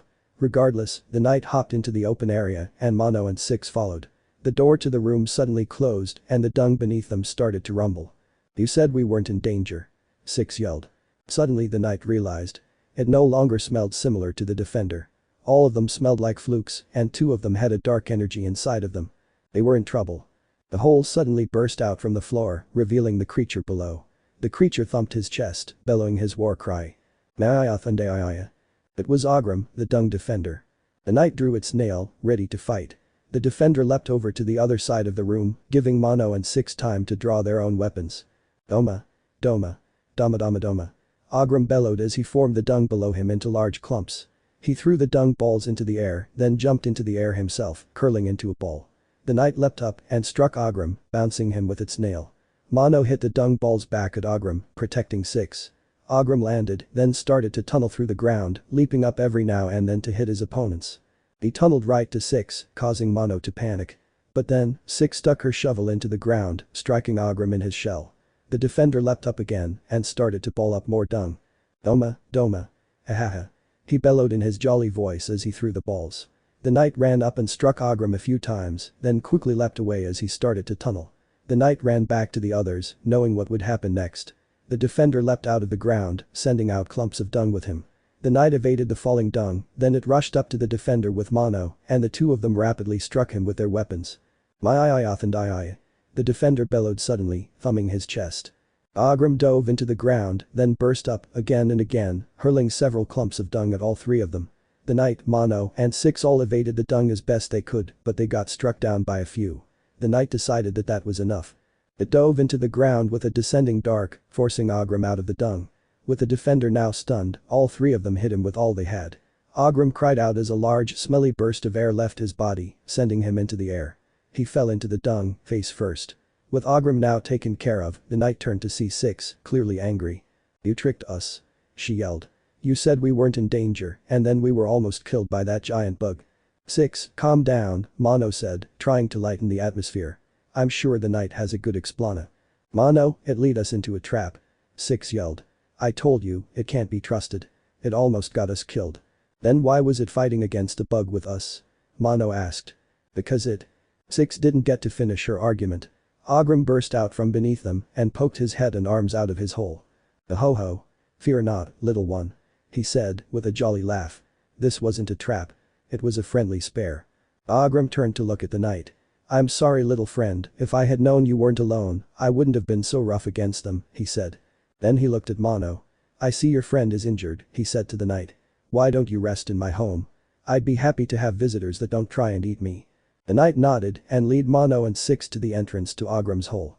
But as it did, it couldn't help but think about what 6 said. She didn't just not trust the knight, she wanted to get rid of it. She wanted Mono to abandon it. If that was true, then the knight knew it had to be precise and prepared for anything. Because it knew that once 6 got the chance, she would drop it just like she dropped Mono. PH3CH13. Fungal Wastes. The home of the defender was cozy, but a bit too dirty and smelly for Mono's taste. The defender himself, however, was very kind and joyful. He tended to Mono's arm and gave a bit of friendly advice to him and 6. "The knight is strong alone, but unstoppable with others," he told them. "You shouldn't be so quick to blame your little friend here for my actions," he said, looking at 6. "You know 6, I don't know why you don't trust the knight." "Like I said, you have a lot in common," Mono said. "Like what?" 6 asked, a bit shy to respond. "Well, you both wear cloaks, you both seem to have a dark side of yourselves." What do you mean?" 6 asked, interrupting him. "You know, that shadow that appeared when the thin Mono stopped himself from finishing that sentence. Sorry, you know what I'm talking about." "Yeah," 6 said, sounding relieved. "Oh. And you both have a hunger curse," Mono said. 6 froze and slowly looked at the knight. What? "Yeah, you and the knight have the same hunger that makes you eat living things," Mono explained. "Well. Then I see no reason why they shouldn't get along," the defender bellowed. "But if what you say is true, you might want to go in search of food now. The wastes to the left should have plenty." "Great. We'll go there next. Thank you," Mono said. The knight gave a short bow to the defender and helped Mono and 6 out of the hole. Once out, they continued their journey through the waterways. The knight led them through twists and turns and pools of water, but stopped both of them once it reached a pool of bubbling green water. Mono knew why. Acid. Luckily, there was an old chair nearby that seemed perfect for a boat. Mono and the knight pushed the chair into the acid, then Mono helped 6 on. The knight pushed the chair to the other side, being immune to acid. The whole way, 6 held on tight to Mono, as if she was afraid she was going to fall off. But, the knight got them to the other side safely, and all that was left in their way was a large sewer gate. Mono and the knight broke the gate open, revealing the outside area before them. Of course, Mono knew it wasn't outside, just a part of the knight's world that got merged with the maw. But still, it was refreshing to see some plant life again, after a long time. "What is this place?" Mono asked. The knight pointed to a spot on its map labeled, Fungal Wastes. Do you know what would hurt us here?" 6 asked. The knight took out the hunter's journal and let Mono and Six read through the pages of bugs they could encounter here. Mono stopped the knight when he saw a page with a mantis. "Are these mantises friendly?" he asked. The knight nodded, but then shrugged. Clearly the fight with the defender was making the knight question if its previous friends were still friends or not. Mono understood that perfectly. Once he and Six read through all the pages, the knight started to lead them through the wastes. Along the way, Mono smelled rotten food. He looked around, but couldn't tell where the smell was coming from. However, he got his answer later down the road. As they were walking, a pile of rotten, smelly meat fell down on the ground. Mono looked up and saw someone dumping a large pile of trash down into the wastes. Unfortunately, they were all standing right underneath it. Everyone realized and jumped away from the falling trash. When the defender said there should be food here, I didn't think he meant the kitchen scraps. Six said. What? Mono asked. That figure up there was one of the twin chefs, Six explained. This must be the place where they dump whatever the guests don't eat. That means there's a kitchen nearby, Mono deduced. We should try and find a way to get there then. Everyone nodded and the knight continued to lead the way, but suddenly jumped back as a small group of mushrooms emerged from the wall. Mono remembered the creature from the journal. A sporg. The sporg shot out one of its explosive spores, but Mono knew what to do. He scooped up the spore in his ladle and flung it back at the sporg. The spore exploded, making Mono proud of his actions. However, the explosion woke up other sporgs, who sent even more spores at all three of them. Mono looked at the others, and they all nodded. The three of them ran through the area, avoiding as many sporgs as possible. Mono looked for a way out, then noticed the knight running ahead, towards a group of pink mushrooms. Mono watched as the knight struck the mushrooms with its nail, and was propelled into the air. The knight landed on a ledge nearby, and then signaled for Mono and Six to follow. Mono ran to the mushrooms, jumped up, and slammed his ladle onto them. His body was launched into the air, and he landed next to the knight. Six. Up here. He yelled. Mono watched as Six ran to the ledge, but stopped once she got there. I can't reach you. She yelled back. Use the mushrooms. They'll launch you up here. I can't. I'll find another way. No. We're getting through this together. Just jump and hit them with your shovel. Mono yelled. Six looked at the approaching spores, at the mushrooms, then back at Mono. She took a deep breath, jumped up, and slammed her shovel onto the mushrooms. She flew up to the ledge, and Mono grabbed her hand. The spores below them all exploded, and Mono hoisted Six up to the ledge. He took a deep breath of relief, but then noticed something. Where's the knight? He asked. Suddenly, he heard the sound of a stomach growling. That wasn't me, Six said. No, it wasn't, Mono replied. He followed the sound of the growling, then heard it again. Mono, what are you doing? Six asked. The thing could eat you. Maybe it went to find food, Mono replied. And if it can't find any, we need to help. Also, it's not a thing. It's the knight. The loud growling was heard once more, followed by a loud cracking sound.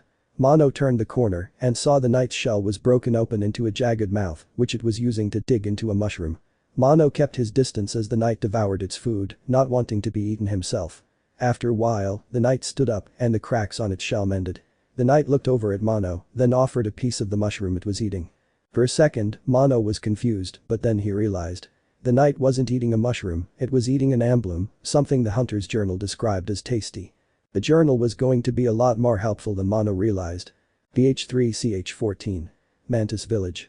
Six watched from behind Mono as the knight ate the mushroom creature. So he wasn't lying, she thought. The knight did have the same hunger as her. This fact made her even more scared of it.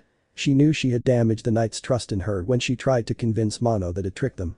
And if it didn't see her as a friend, then it would have no remorse for her once it got hungry again. Six started to shake. The very thought of the knight eating her filled her with an indescribable terror. Hey. Six, you want some? Mono suddenly said. Six looked and saw Mono offering her some of the mushroom creature that the knight ate. She looked back at Mono and saw him chewing underneath his bag. If Mono was eating it, then it should be okay, but Six didn't want to take anything from the knight. No, I'm not hungry, Six replied. You should have it. I don't think you ate in a while. She was right about that. Mono shrugged and took a few more bites out of the mushroom. Once he finished, he looked at the knight and it continued to lead the way. Six held onto Mono's hand as they walked. This journey was terrifying. It was everything Six didn't want in her life. And she felt like she was in even more danger because of the knight's presence. But being with Mono made her feel somewhat safe. She almost forgot what traveling with him felt like. She only remembered the dangerous parts, but she forgot about the feeling of someone having her back. The feeling of not being alone. The feeling of someone always there to save and protect her. The feeling of having a friend. And how did you repay him? A static voice asked. Not now, Six thought. You dropped him, Shadow 6 said. After everything he did for you, you dropped him. You left your best friend to die. Shadow 6 giggled. But you already knew that. So I won't repeat what I said earlier. I just wanna know what's stopping you. Stopping me? 6 thought. Yeah.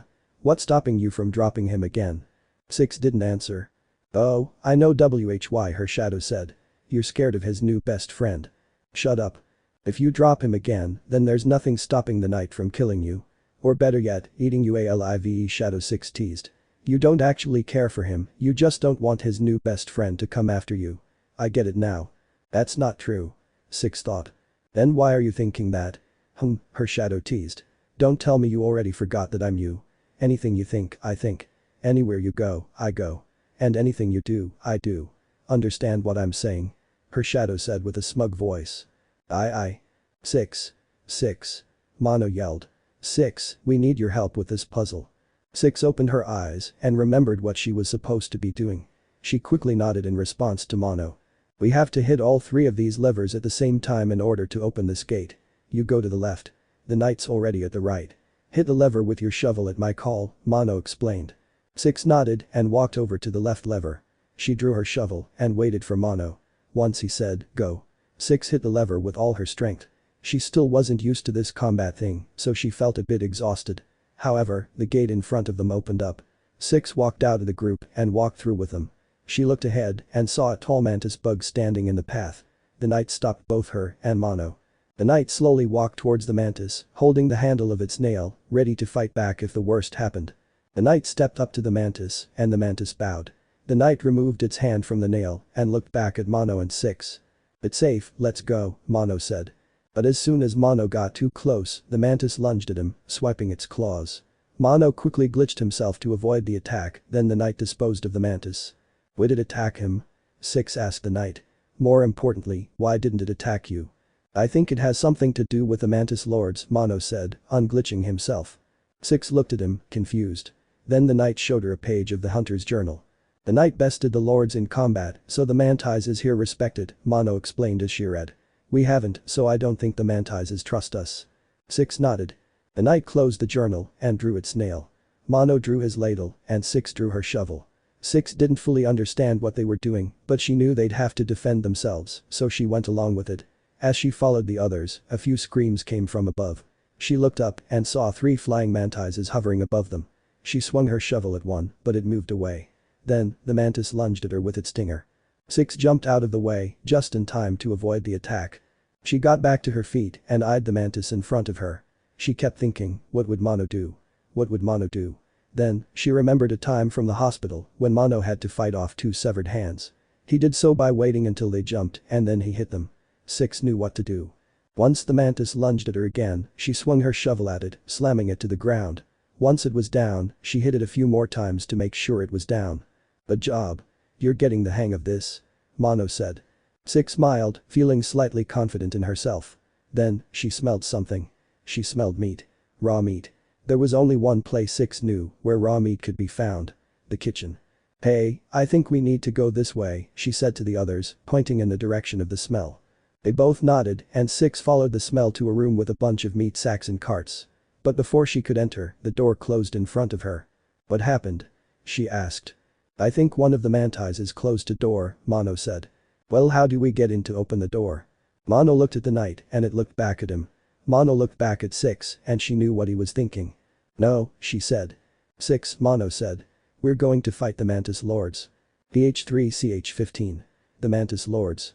The knight led the way to the Mantis Lords, despite 6's complaints. The knight knew the mantises trusted it, so it could leave all by itself, but it couldn't leave Mono. That would make it just as bad as 6. In the end, it was worth it to challenge the lords with lives on the line, rather than doing nothing. As the knight passed by, the mantises showed it respect. But the knight had to make the first strike in order to help Mono and 6. Each mantis was surprised by the knight's sudden attack, which made the knight feel something terrible. The fact that the knight was betraying the trust of the allies it gained, it felt bad. The knight felt sorrow for each mantis it struck down and felt regret every time it made the first attack. Why did these feelings hurt so much? Was this what it felt like to not be hollow? The knight had never felt feelings like these before and it wished it could go back to being hollow so it wouldn't feel so bad. But in the end, the knight knew it had to betray the Mantises in order to keep Mono and Six alive. This was the only way. The knight stopped at that thought. Something about it seemed strange and familiar. The knight thought about it for a while. Could that be what Six thought when she dropped Mono? The knight knew that Six wasn't good at fighting and that Mono usually put himself in dangerous situations. The knight also knew that Six got scared pretty easily. Another thought popped into the knight's head. Did Six drop Mono because she was afraid? If that was the case, maybe Six wasn't as bad as the knight originally thought. Maybe she did deserve a second chance. Or in this case, a third. The knight turned its attention back to the Mantises. It worked together with Mono and Six to pull the levers leading to the thrones of the Mantis Lords. Most Mantises were already defeated, so the way in was rather easy. The knight slid down the wall using the Mantis claw it took from here a while back. Once it landed, it made sure to catch Mono and Six when they fell, knowing that they couldn't withstand a fall as high as it could. The knight walked over, presenting itself before the three lords. Mono followed, with Six very close behind. The knight looked at Six. She was trembling just at the sight of the three lords looking down on them. The knight felt a bit of forgiveness left from earlier, so instead of challenging the lords, it tried to bargain. The knight bowed to each lord in order to show them respect. It pointed to Mono and Six, then back to itself. Then, it walked over to both of them and held their hands. The Mantis Lords watched closely the entire time. Finally, the lord to the left stood up. "We understand those two are your friends, and we understand your wish for us to give them our respect," she said. The lord to the right stood up from her throne. "However, we cannot give our respect to the one coated in yellow. A dark, relentless and unforgiving soul resides inside them," she stated. Finally, the lord in the center spoke. "Make no mistake, little outsider, we do not compare the curse you share with her. You are able to resist the temptation of the curse, just like ourselves," she explained. "She, however, will give into the temptation with no care of who or what will get hurt. If your friends wish to gain our respect, then face us in combat," all three lords said together. The knight let go of Mono and Six's hands. There was no other way. The knight stepped forward and drew its nail before the Mantis Lords. Mono drew his ladle and Six held out her shovel, shaking as she did so. A cage fell down around all six of them and spikes emerged out of the ground. "Brosa," the Mantis Lord said. The lord in the center leapt from her throne and thrust herself onto the arena from above. The fight had begun. The knight quickly dodged and struck the first lord with its nail. She leapt to the end of the arena and propelled herself across. The knight jumped over her, Mono glitched himself and Six dove onto the ground. Mono hit the Mantis Lord with his ladle and the knight followed up with a Shade Soul. The Mantis Lord leapt onto the caged wall and flung a white disc of energy towards all of them. Mono and the knight avoided the disc, then they hit the Mantis Lord with all they had. The Mantis Lord jumped away and thrust herself onto the arena from above once more. The knight followed up with a descending dark, making a direct hit on her. The Mantis Lord gasped in pain and leapt back to her throne with what strength she had left. The other two lords leapt from their thrones and lunged at the group. Mono and the knight had no problem dodging and managed to land a few hits from their weapons. Both lords leapt up and speared down towards the arena. However, they missed the knight completely. Not only that, but they missed Mono. Weren't itself and Mono their two main threats? Suddenly, the knight heard someone scream. And not just anyone. It was Six. The knight pieced everything together. Six wasn't attacking as much and that meant she couldn't defend herself that well. That made her a prime target for the lords. Both lords attacked Six from above again, sending her into a panic. A million thoughts surged through the knight's head. Six barely dodged the first lord but didn't have time to react to the second. Just before the Mantis Lord's nail pierced through Six, the knight dashed in front of her and took the hit. As the knight tried to recover, the other lord speared towards it. But before she could reach the knight, Six slammed her shovel onto the Mantis Lord's head, striking her down. The knight got back on its feet and slammed onto the lord with a descending dark. She retreated back to her throne, leaving only one more lord on the battlefield. The knight jumped at the last lord and Six ran towards her, no longer afraid. But Six and Mono, the knight easily found victory against the last lord, sending her back to her throne. The cage lifted and the spikes retracted. Each lord stood up and they all bowed to the three challengers. "You have proven to be worthy of our respect," the center lord said. "You may pass through our village without harm and reach your destination." The knight bowed to the lords and then boosted Mono and Six out of the area. But before it left, one of the lords spoke. "Little knight, you have proven to be strong enough, but remember our words," she said. "Do not be like the one in yellow. Remember who you are and don't give in to the malicious hunger cursed upon you." The knight nodded and left the arena to join Mono and Six. Their journey wasn't over yet. VH3CH16. Into the kitchen. Six couldn't believe what just happened. First of all, the three of them actually beat the Mantis Lords. But that wasn't what she couldn't believe. Before the fight, the knight stood up for her and held her hand like she was its friend. And during the fight, the knight took a hit from one of the lords just to save her. She couldn't believe it. Why? Why had the knight stood up for her and saved her? Didn't it hate her? After she tried to ditch it. After she tried to convince Mono it was going to kill them. How could it trust her? Once the knight got out of the arena, it led her and Mono through the village. Every mantis bowed in respect, showing no harm to all three of them. Six kind of liked it. Once they reached the door, Six stopped. She didn't want to put herself in danger once again. She wanted to stay in the village. The Mantises respected her, and if they could live here then she could too. But Six remembered. Even though she was respected, the Mantis Lords made it clear that they didn't trust her. "Hey." Mono said, breaking her out of her thoughts. "You coming?" he asked. With no other choice, Six nodded and followed Mono and the knight. While they were walking, a part of Six really wanted to thank the knight for saving her. But she remembered what she said to her shadow. If she thanked the knight, her shadow self would come back and rant on about how she was right and how Six lied and how much of a hypocrite Six was. And that was the last thing Six needed now. So, she pushed the urge away and said nothing to the knight, like usual. Six stopped when all three of them came to a vent door. The knight slipped its map back into its cloak. This was a place it didn't know about. It was Six's turn to lead once again. She flicked her lighter on and held her shovel close. She took a deep breath and jumped into the vent. She crawled through and arrived in a room with shelves full of spices and vegetables. She waited for Mono and the knight, then she sneaked through the door. On the other side was exactly who she expected to see. The first chef. Six looked at him and saw that he had been consumed by the infection, much like the janitor. The chef's back swelled up with orange bubbles, his head had orange goo poking out of his face and left eye, and he drooled the orange infection as he cut the raw meat. The infection he drooled fell onto the meat, causing orange mold to form on it and giving it a hideous odor. Six almost barfed at his appearance, and she was sure she could say the same about Mono. Six looked around the room, trying to find a way to get past the chef. She looked at the greasy floor she was standing on. If she made a movement, then she was sure to leave a footprint. That would make the chef notice her. It was not what she wanted to do. So, she waited. She waited for 5 minutes, and then the chef left the room. Six crawled under the table he was cutting meat on. She whispered to Mono and the knight, and they followed her. Soon after, the chef came back with a new stack of raw meat to prepare. Six knew that he would be more focused on the meat than on the floor, so she tiptoed over to the other room, with Mono and the knight right behind. They all crouched down under another table, and the chef walked back into the room. Six watched as he dropped sausages into pots with boiling orange liquid and salted them while drooling into them. She crept over to the door on the other side of the room, remembering what she had to do. Suddenly, Six heard the muffled scream of the chef. He saw their footprints. Six ran over to one of the shelves and boosted up Mono and the knight before climbing up herself. The chef clawed at the shelf, reaching up to try and get them. Six climbed up to a series of boards above the room and balanced across to reach the other side. Once she got to the other side, she grabbed a fish head from the crates up above and threw it down into the room. The chef took the bait and gobbled up the fish. Six led the others through a series of vent tunnels and dark rooms. She held up her lighter, illuminating the rooms, but she turned it off once they all entered a certain room. The loud snoring in there explained everything. Six looked at the second chef, asleep in his bed.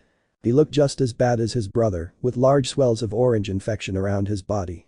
Six held back her puke and tiptoed over to the shelf at the end of the room. She looked at Mono and pointed to the key hanging on the wall. Mono nodded in understanding, and Six boosted him up. Mono grabbed the key and it fell off the hook and onto the ground with a loud thud. Mono swiped the key off the floor and Six pulled both of her companions under the bed. A light flicked on and all of them waited until the second chef had left the room. Once he did, Six led the way back through the vents and back into the kitchen where the first chef was cooking. She eyed the locked door on the other side of the room. She looked at Mono and he understood. They all climbed down and Six gave Mono a boost up to the lock. He stuck the key in and the door creaked open. Six knew the chef heard that. Without any hesitation, she ran through the door, looking for a possible way to escape. As she looked, she noticed the knight had gotten ahead of her and was standing under a garbage chute with its hands cupped. Six watched as Mono ran to the knight and was boosted into the chute. She swallowed her fear and ran to the knight. It boosted her up to the chute, then it climbed in itself, pushing both her and itself down. BH3CH17. Next on the menu. Mono fell onto the pile of moldy meat in the trash chute. It cushioned his fall, but it still made him jump away from how gross it was. Soon after, Six and the knight fell down as well. Six stood up and moved away from the raw, gross, moldy meat as soon as she could. Mono looked around, trying to think of what to do next. It was Six who was leading the way, but Mono still felt like he should contribute to the job. It was quite a big trash dump. Even Six didn't know where to go. Mono walked around, then stepped on something long and thin. He looked at what it was and saw a piece of string. He picked it up. The string felt as smooth as silk. Quite a nice change from the wet and gross he was used to feeling. As he lifted the string up, he realized that it was longer than he thought. Mono kept pulling up the string, following the path it led him on. As he pulled it up, he touched something wet and almost alive. He looked and saw the string had pierced through a leech. As he kept pulling, he realized the string had pierced through many bugs and enemies. Some of them were even burned. However, the string did lead him to what he was hoping for. An exit. The string led to another chute and went up inside it. Hopefully, leading to another room. He called for Six in the night and showed them the escape route. Six was relieved, but the knight wasn't looking at the exit. It was looking at the string. Was it familiar? Did the knight know someone who used strings to fight? Whether it did or didn't, they still had a way out of this trash dump. Mono climbed the string and realized it was much more sturdy than it looked. If used correctly, it could probably pull someone forward like a grappling hook. But that wasn't related to the situation. After a long climb, Mono noticed the air was getting much colder. And once he reached the top, he saw why. This trash chute belonged to an icebox. Meats were strung up on hooks, some of them in bags. Mono was thankful for his layers, but not thankful for his lack of shoes. He ran out of the icebox and found himself in a room with an elevator. He noticed a handle to call the elevator and was about to pull it before Six stopped him. She pulled him back into the icebox and into a wooden crate with the knight. She put a finger to her lips and then walked over to the elevator.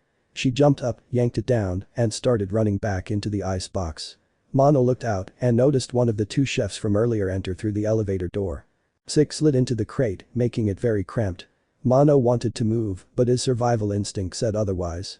The second chef walked into the room and rustled the box above them. He took out a piece of cheese, shoved it into his muddy pocket, then started inspecting the meat. Unsanitary, Mono thought. As the chef looked at the meat, Six crawled out of the crate and motioned for Mono and the knight to follow. Mono took the knight's hand and both of them followed Six to the elevator. But once Six stepped inside, the doors started closing. Mono leapt into the elevator, pulling the knight with him. The doors shut and as they moved to the next floor, Mono locked eyes with the angry chef who noticed them. As soon as the elevator reached the next floor, all three of them ran out and searched for a place to hide. Six jumped into a vent but stopped Mono from following her. "We won't fit in here together. Find someplace else. Quickly," she whispered. The elevator moved down to the lower floor.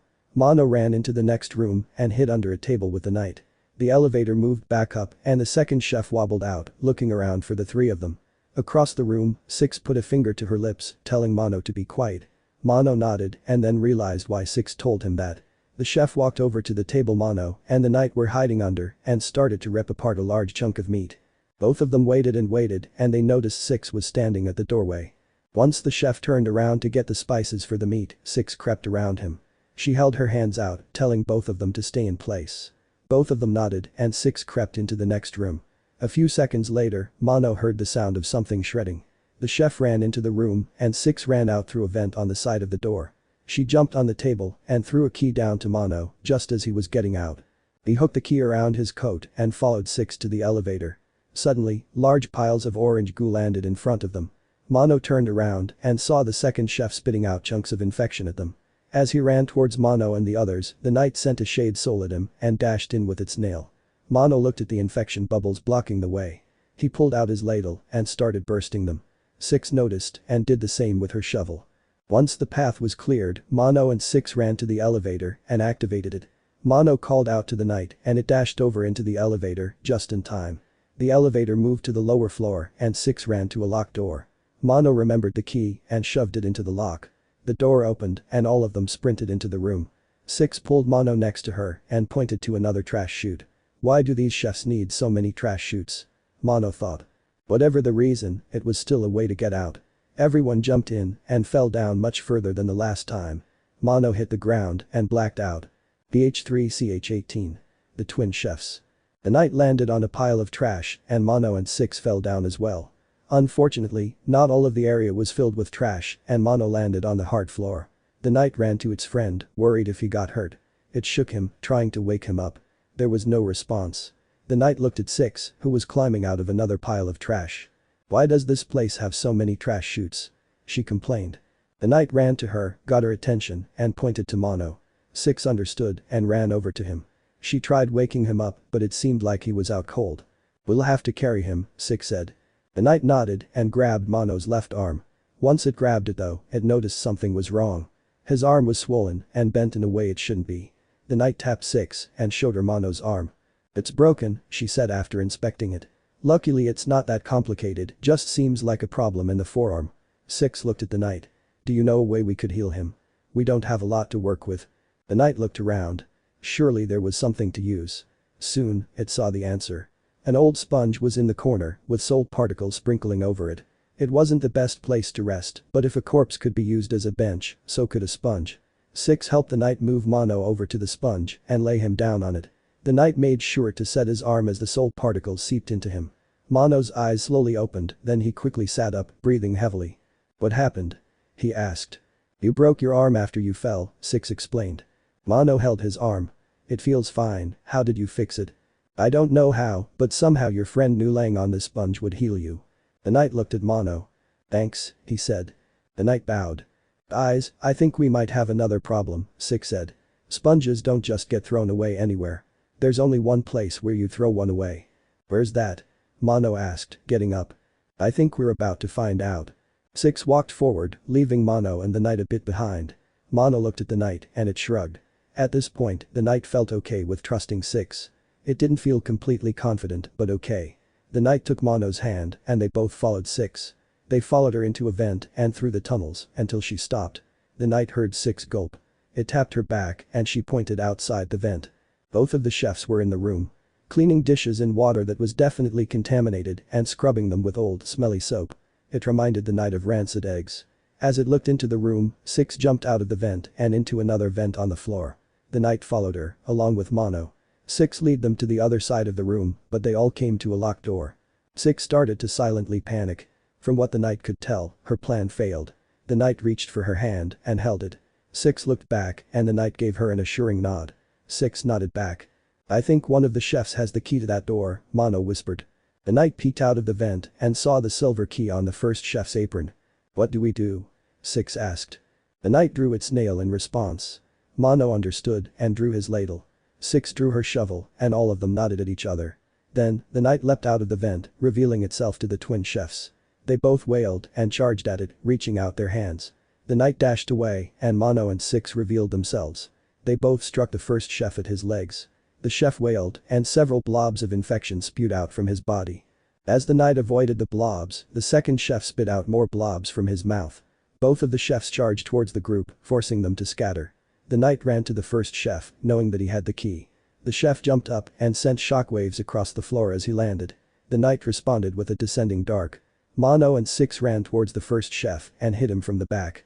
Six boosted Mono up to the chef's head and he slammed his ladle down on top.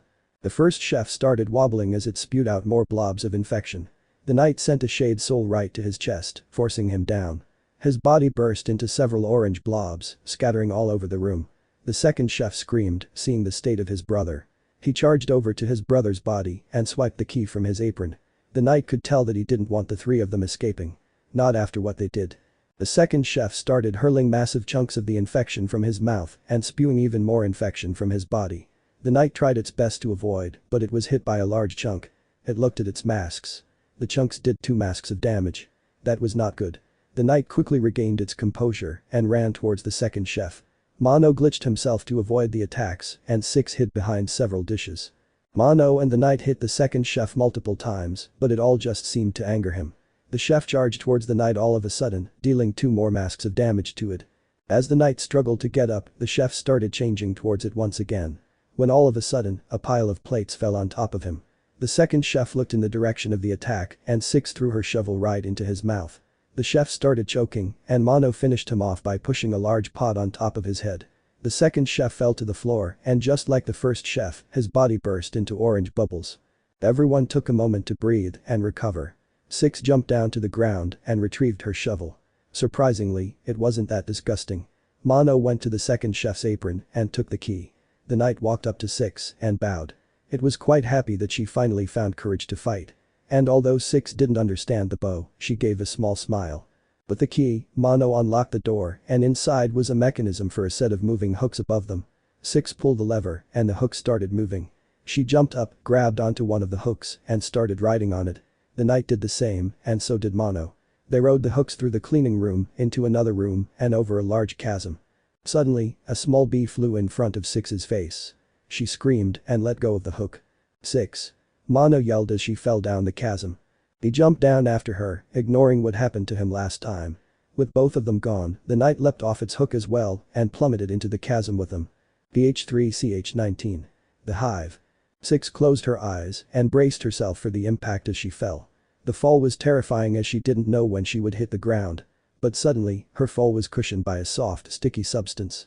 She opened her eyes and was greeted with a golden area all around her, covered in the same substance she landed in.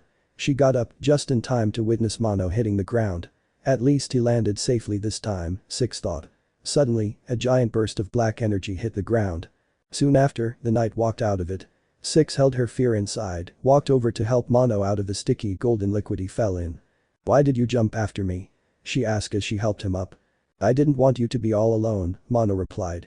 "I know how it feels to fall down a deep hole with no one to help you. I don't want anyone else to feel that." His words made Six feel uncomfortable. They were nice words to say, but they reminded her of what she did to him. That was something she wanted to forget. Once Mono was out, Six looked around again. "Where are we?" she asked. The knight walked up to her and showed her a section of its map labeled, the Hive.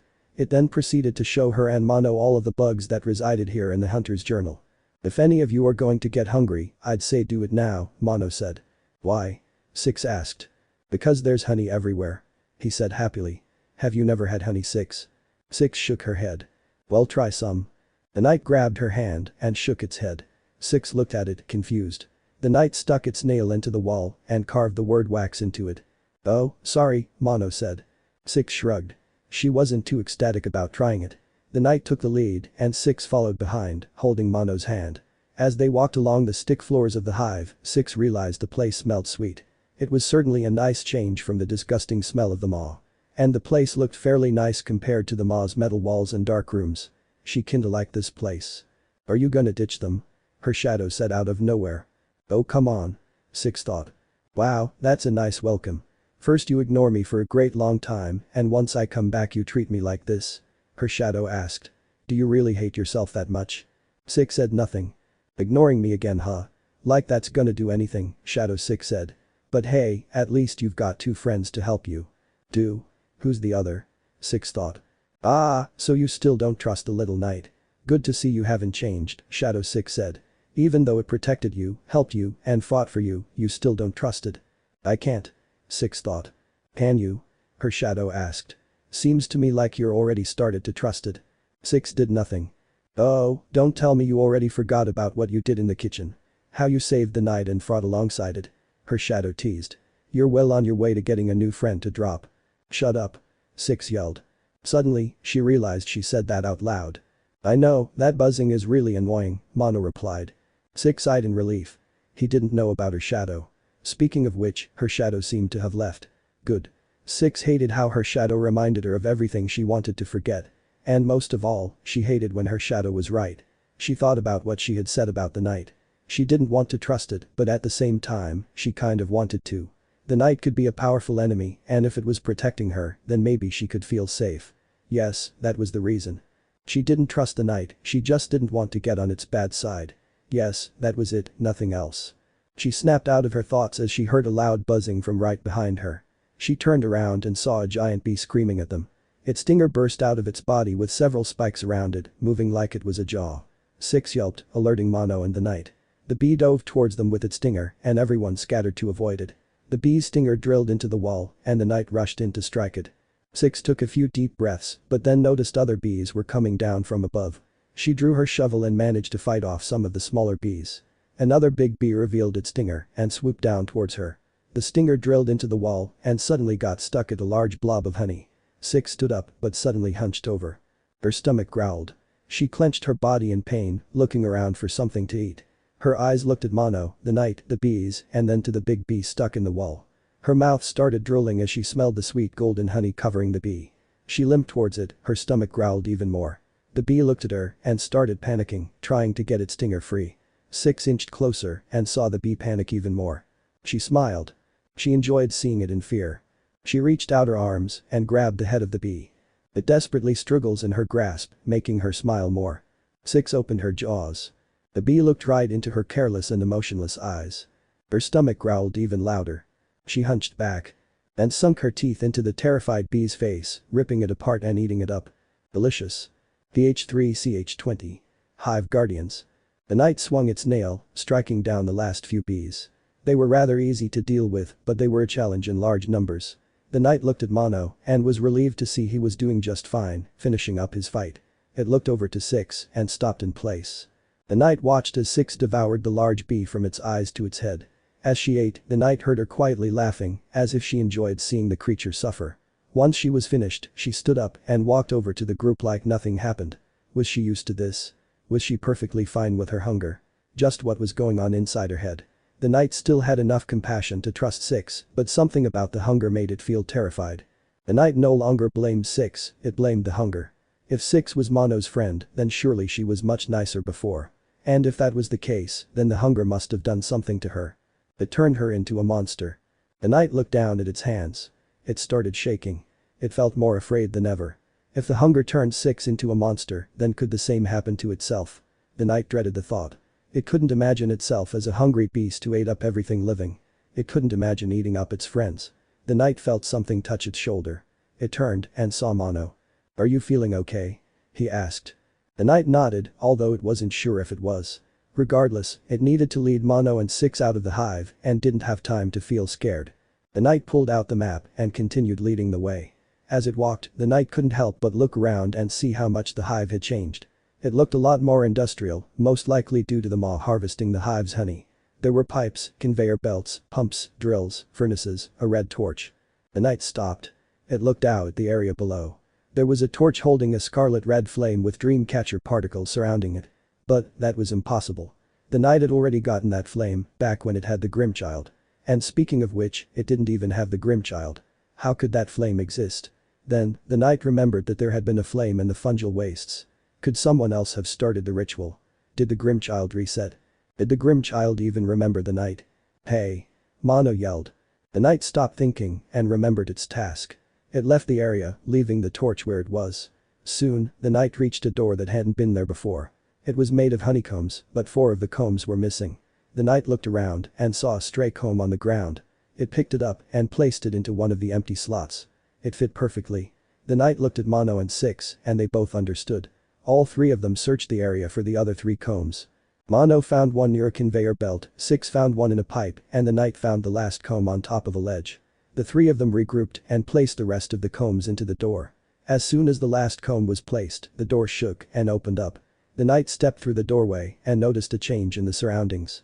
This area wasn't as industrial as the previous areas. It looked a lot more ancient and civilized. Near the doorway, the knight spotted a sign. The sign read, "Abandon all that is outside this door. None shall enter and none shall leave. Protect what is left of the hive and our queen." As the knight read, it suddenly felt guilty. They had just opened the door to a hideout where the rest of the hive resided in order to escape the control of the maw. The knight walked back outside, broke the combs off the door and then sealed itself and the others inside. "Why did you do that?" Six asked, feeling panicked. "You just trapped us in here." "I think it was trying to keep something else from getting in," Mono said. "Either way, I guess we'll have to find another way out." The knight nodded and continued forward. Mono was close behind, holding Six's hand. They walked through the honeycombed hallway and reached a large open area with platforms all around. Above them were several hivelings, hive soldiers, and hive guardians. The knight felt panicked at the sight of the large hulking bees above them. Just one was a threat, but there were 2. Suddenly, one of the hive soldiers screamed, alerting the rest of the hive. It wasn't long before the hive guardians noticed the presence of the 3 intruders. The knight quickly drew its nail, fighting off the smaller bees in order to focus on the big ones. One of the hive guardians smashed into the ground, sending everyone off balance. It bounced around the walls of the hive, breaking fragile platforms above it. Once it calmed down, the second guardian charged. The knight leapt onto one of the platforms, jumping around to avoid the raging bee. Suddenly, a hiveling hit the guardian, taking its attention off the knight. The knight looked down and saw Mono flinging the hivelings at the guardian. While one of the hive guardians was distracted, the other one wasn't. The knight heard the guardian scream and quickly leapt to another platform. The hive guardian slammed into the place where the knight was standing and bounced all around, forcing the knight to climb higher. The knight managed to get into a long room above the open area and the hive guardian followed. Now with a good shot, the knight unleashed a descending dark and an abyss shriek onto the guardian, defeating it. The knight was about to go back down to help Mono and Six, but all of a sudden, its stomach growled. The knight hunched over. It was in no condition to fight as it was. It needed to find food. Now. The knight walked along the wall of the room, trying to find something, anything, to eat. Its stomach growled even more and its shell started to crack. It continued through the room, trying to find something, when suddenly it heard something. The cry of a grub. The knight followed the sound, growing even more hungry. It reached the end of the room, where a grub was held captive in a jar. The grub looked up at the knight and started happily shaking. It thought the knight was there to save it. The knight looked into the eyes of the Ta's innocent grub. It looked so happy that someone had come to save it. The knight's shell cracked open and roll came from its newly formed mouth as it eyed the scrumped small grub. The knight reached for its nail. It pulled its hand away from the nail. The knight reached again. The knight drew its nail. It stepped towards the jar. It stepped away from the jar. It stepped again. It reached the jar. It held up its nail. It lowered its nail. It raised its nail up high. The hungry knight opened its jaw wide. And broke the jar open. PH3CH21. Guest hives. Mono flung himself across the floor in order to avoid the hive guardian chasing him. Once it slammed down, Mono glitched himself in order to avoid its random bouncing. Once it stopped, he unglitched and started striking the hive guardian. After 3 hits, the guardian screamed and flew back in order to slam into Mono again. Mono was ready to glitch, but his head still hurt from how weak his power had become now. But just as he was about to get crushed, Six pushed him out of the way and the hive guardian screamed. Mono looked up and saw a hive soldier had slammed into the guardian, drilling its stinger into it. Mono ran up to both of the bugs and finished them off with 2 good swings of his ladle. Once they were defeated, Mono took a few deep breaths. "Are you okay?" Six asked him. "Yeah. Nice move luring the hive soldier into the hive guardian," Mono complimented. He looked up above him and saw the room the knight had entered while fighting the other guardian. Mono started making his way up to the room, leaping from ledge to ledge and catching Six when she followed. Once both of them made it into the room, they noticed that it was nothing but a long hallway. "I look in this direction, you look in that one," Mono said to Six. She nodded and Mono walked down the hallway, looking for his friend. As he walked down the hallway, he heard chewing. The knight must have gotten hungry again. Mono walked further down the hallway, but then stopped. He stared at the side he saw. The knight was sitting down, eating something in front of a jar. The same jar that held the grubs. It couldn't have. Mono's thoughts started racing. It remembered how much the knight cared for the grubs. How it worked so hard to save them when they were trapped in the Tower of Love. Did it really just eat a grub? Mono took a step forward and reached his hand out to the knight. It turned around and Mono saw everything. Beneath the jar was a small hole that looked like it was dug recently and in the knight's hands was a hiveling. Mono felt a huge wave of relief wash over him. The knight was still the same friend that it was before. The knight's jaw mended back into its shell and it stood up, offering what was left of the hiveling to Mono. Mono realized he hadn't eaten in a while, so he took the opportunity to eat something. He bit into hiveling and tasted the sweet honey-like nectar inside it. It was delicious. Mono understood how the knight managed to not eat the grub. The hivelings tasted better. It must have flown in at the last second and the knight went for it instead of the grub. Mono ate the rest of the hiveling and he and the knight walked down the other side of the hall. Six was on her way back and they all regrouped. "I found another way out," she said. She led them down to the end of the hall and showed them a wall she had broke open. "The combs were weak, so I broke through with my shovel," she explained. "Great. Let's get out of here," Mono said. Once they left the hive, Mono realized the knight was shoving things into the hole Six made. Mono didn't understand why, but he decided to help his friend in its mysterious mission. They pushed a large barrel in front of the hole, then continued their journey. They were back in the industrial part of the hive, where only a few hivelings and hive soldiers resided. At least, that was what Mono thought. Once he and the knight caught up with Six, she was stone still, looking down at a horrendous sight. Mono looked and felt extremely nauseous. There were large tables, filled with honeycombs and bug meat. But the tables weren't what made Mono nauseous. Sitting at the tables were large bulky bugs and humans, overcome by the infection. But their bodies were the most disturbing. Their bodies were hives. Hives with little hivelings popping out of them. Mono looked back at the knight, who was looking at a page in its journal labeled, Husk Hives. If there were husk hives, then these were guest hives. Mono remembered how dangerous the guests could be. All he could hope for was that the night had spare ancient eggs. But it didn't. They were going to have to run for it.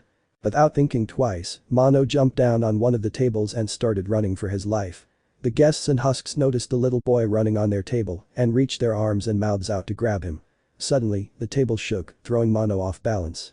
He looked back and saw that the knight had slammed onto the table and was defending Six with its nail. As Mono was watching his friends, a large hand grabbed him. He quickly glitched himself and he slipped out of the guest's grasp. He unglitched, aware of his power's limit, and continued running. He pulled out his ladle and hid away any obstacles such as bottles, plates, and food. As he was reached the end of the table, he leapt off. The guests and husks started crawling on the floor, trying to grab him, but Mono hit their tiny hands away with his ladle. He kept on running and running, hoping he would find an exit soon. Bees above him started to swarm and swoop down towards him. Mono glitched himself again, but suddenly heard a loud shriek. Although he knew it was the knight, he didn't dare to look back, for fear a guest might grab him. He continued batting away the hands of the guests and husks until finally, he saw an exit. A long string, leading up to a vent Mono knew the guests couldn't reach. He leapt for the string and grabbed onto it. Surprisingly, it stuck to his hands a bit, letting him climb the string easily. Once he got high enough, he looked down and was relieved to see Six and the knight climbing up the string as well. The guests tugged at the string, trying to break it, and the husks threw honeycombs to break it off, but all three of them managed to escape their clutches. Mono pulled himself into the vent, but before he could recover, he felt something familiar in the vent. It felt like the dream he had when he and the knight first arrived at the maw. And across the vent floor, there were embers. Red embers that looked like they came from a small fire. Just who else was in the maw with them? PH3CH22. Hunger strikes. Mono shook himself out of his thoughts and moved into the vent, making room for Six and the knight. Once they all got in, everyone took a few minutes to recover from their experience with the guest hives. "Thank you," Six said all of a sudden.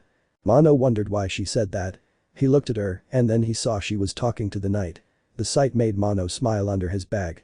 To see his two friends working together and talking with each other made him the happiest boy left in the world. He saw the knight nod, saying, "You're welcome," and for the first time, he saw Six smile at the knight. It was a faint smile, but it was a smile nonetheless. Once they had finished talking, Mono let Six take the lead. He and the knight followed her out of the vent and into a large open shaft. Out of curiosity, Mono looked down. He saw the most peculiar sight at the end of the shaft. Far down below, there was a field. And there were bug-like creatures in the field that he could just barely make out. Three of which seemed huge. Mono stared at the sight for a while, unsure of what it meant. Was it an oasis? A sanctuary? A place to escape the influence of the maw? Or something else? Mono noticed the knight was also there, staring at the field below in curiosity. Did the knight know what the place was? Mono thought he should ask, but the curiosity in the knight's eyes said everything. It had never seen this place before. But why was it staring? Did the place look familiar? If so, why didn't the knight recognize it? "Hey!" Six yelled. "Are you two coming or not?" Mono pushed away his questions and followed Six. She was near a large chain that linked to the other side of the shaft. Looks like that was their way across. Mono pulled himself onto the large chain and the knight flew on with its wings. Six started to crawl across the chain and Mono followed. As Mono crawled, he couldn't help but look down at the field far below them. But what he saw wasn't a field. When he looked down, he saw the fleshy floor of the signal tower. The sight made Mono freeze in place. He used all of his strength to look away from the pit and look ahead. But once he looked ahead, he saw the static door that led out of the tower. He suddenly heard something behind him. He looked back and saw the large flesh beast glaring at him. Mono yelped and flinched, almost falling off. Back into the tower. Back into the room. Back into the cycle. "Mono?" Six's voice said. "Are you okay?" Mono tried to speak, but his tongue felt like sandpaper. No matter how much he tried, he couldn't saw a word. He felt something grip his hand. He looked back and saw Six holding it. For a brief moment he smiled, but then remembered. He remembered the trauma. He remembered the betrayal. He remembered the drop. He grabbed onto Six's hand, squeezing it tightly. Using all of his power he managed to squeeze out 4 words. "Please don't drop me." Six smiled. "I won't drop you ever again," she said. Mono held on tightly as he crossed over the pit with Six, doing his best to not look down. His heart raced as he crawled across. "This isn't the signal tower," he heard Six say. "There is nothing chasing you. There's nothing to jump for. There's nothing to be afraid of." Mono listened to her voice and pushed all of his bad memories away. Suddenly, he felt his hand jerk forward and his feet touch solid ground.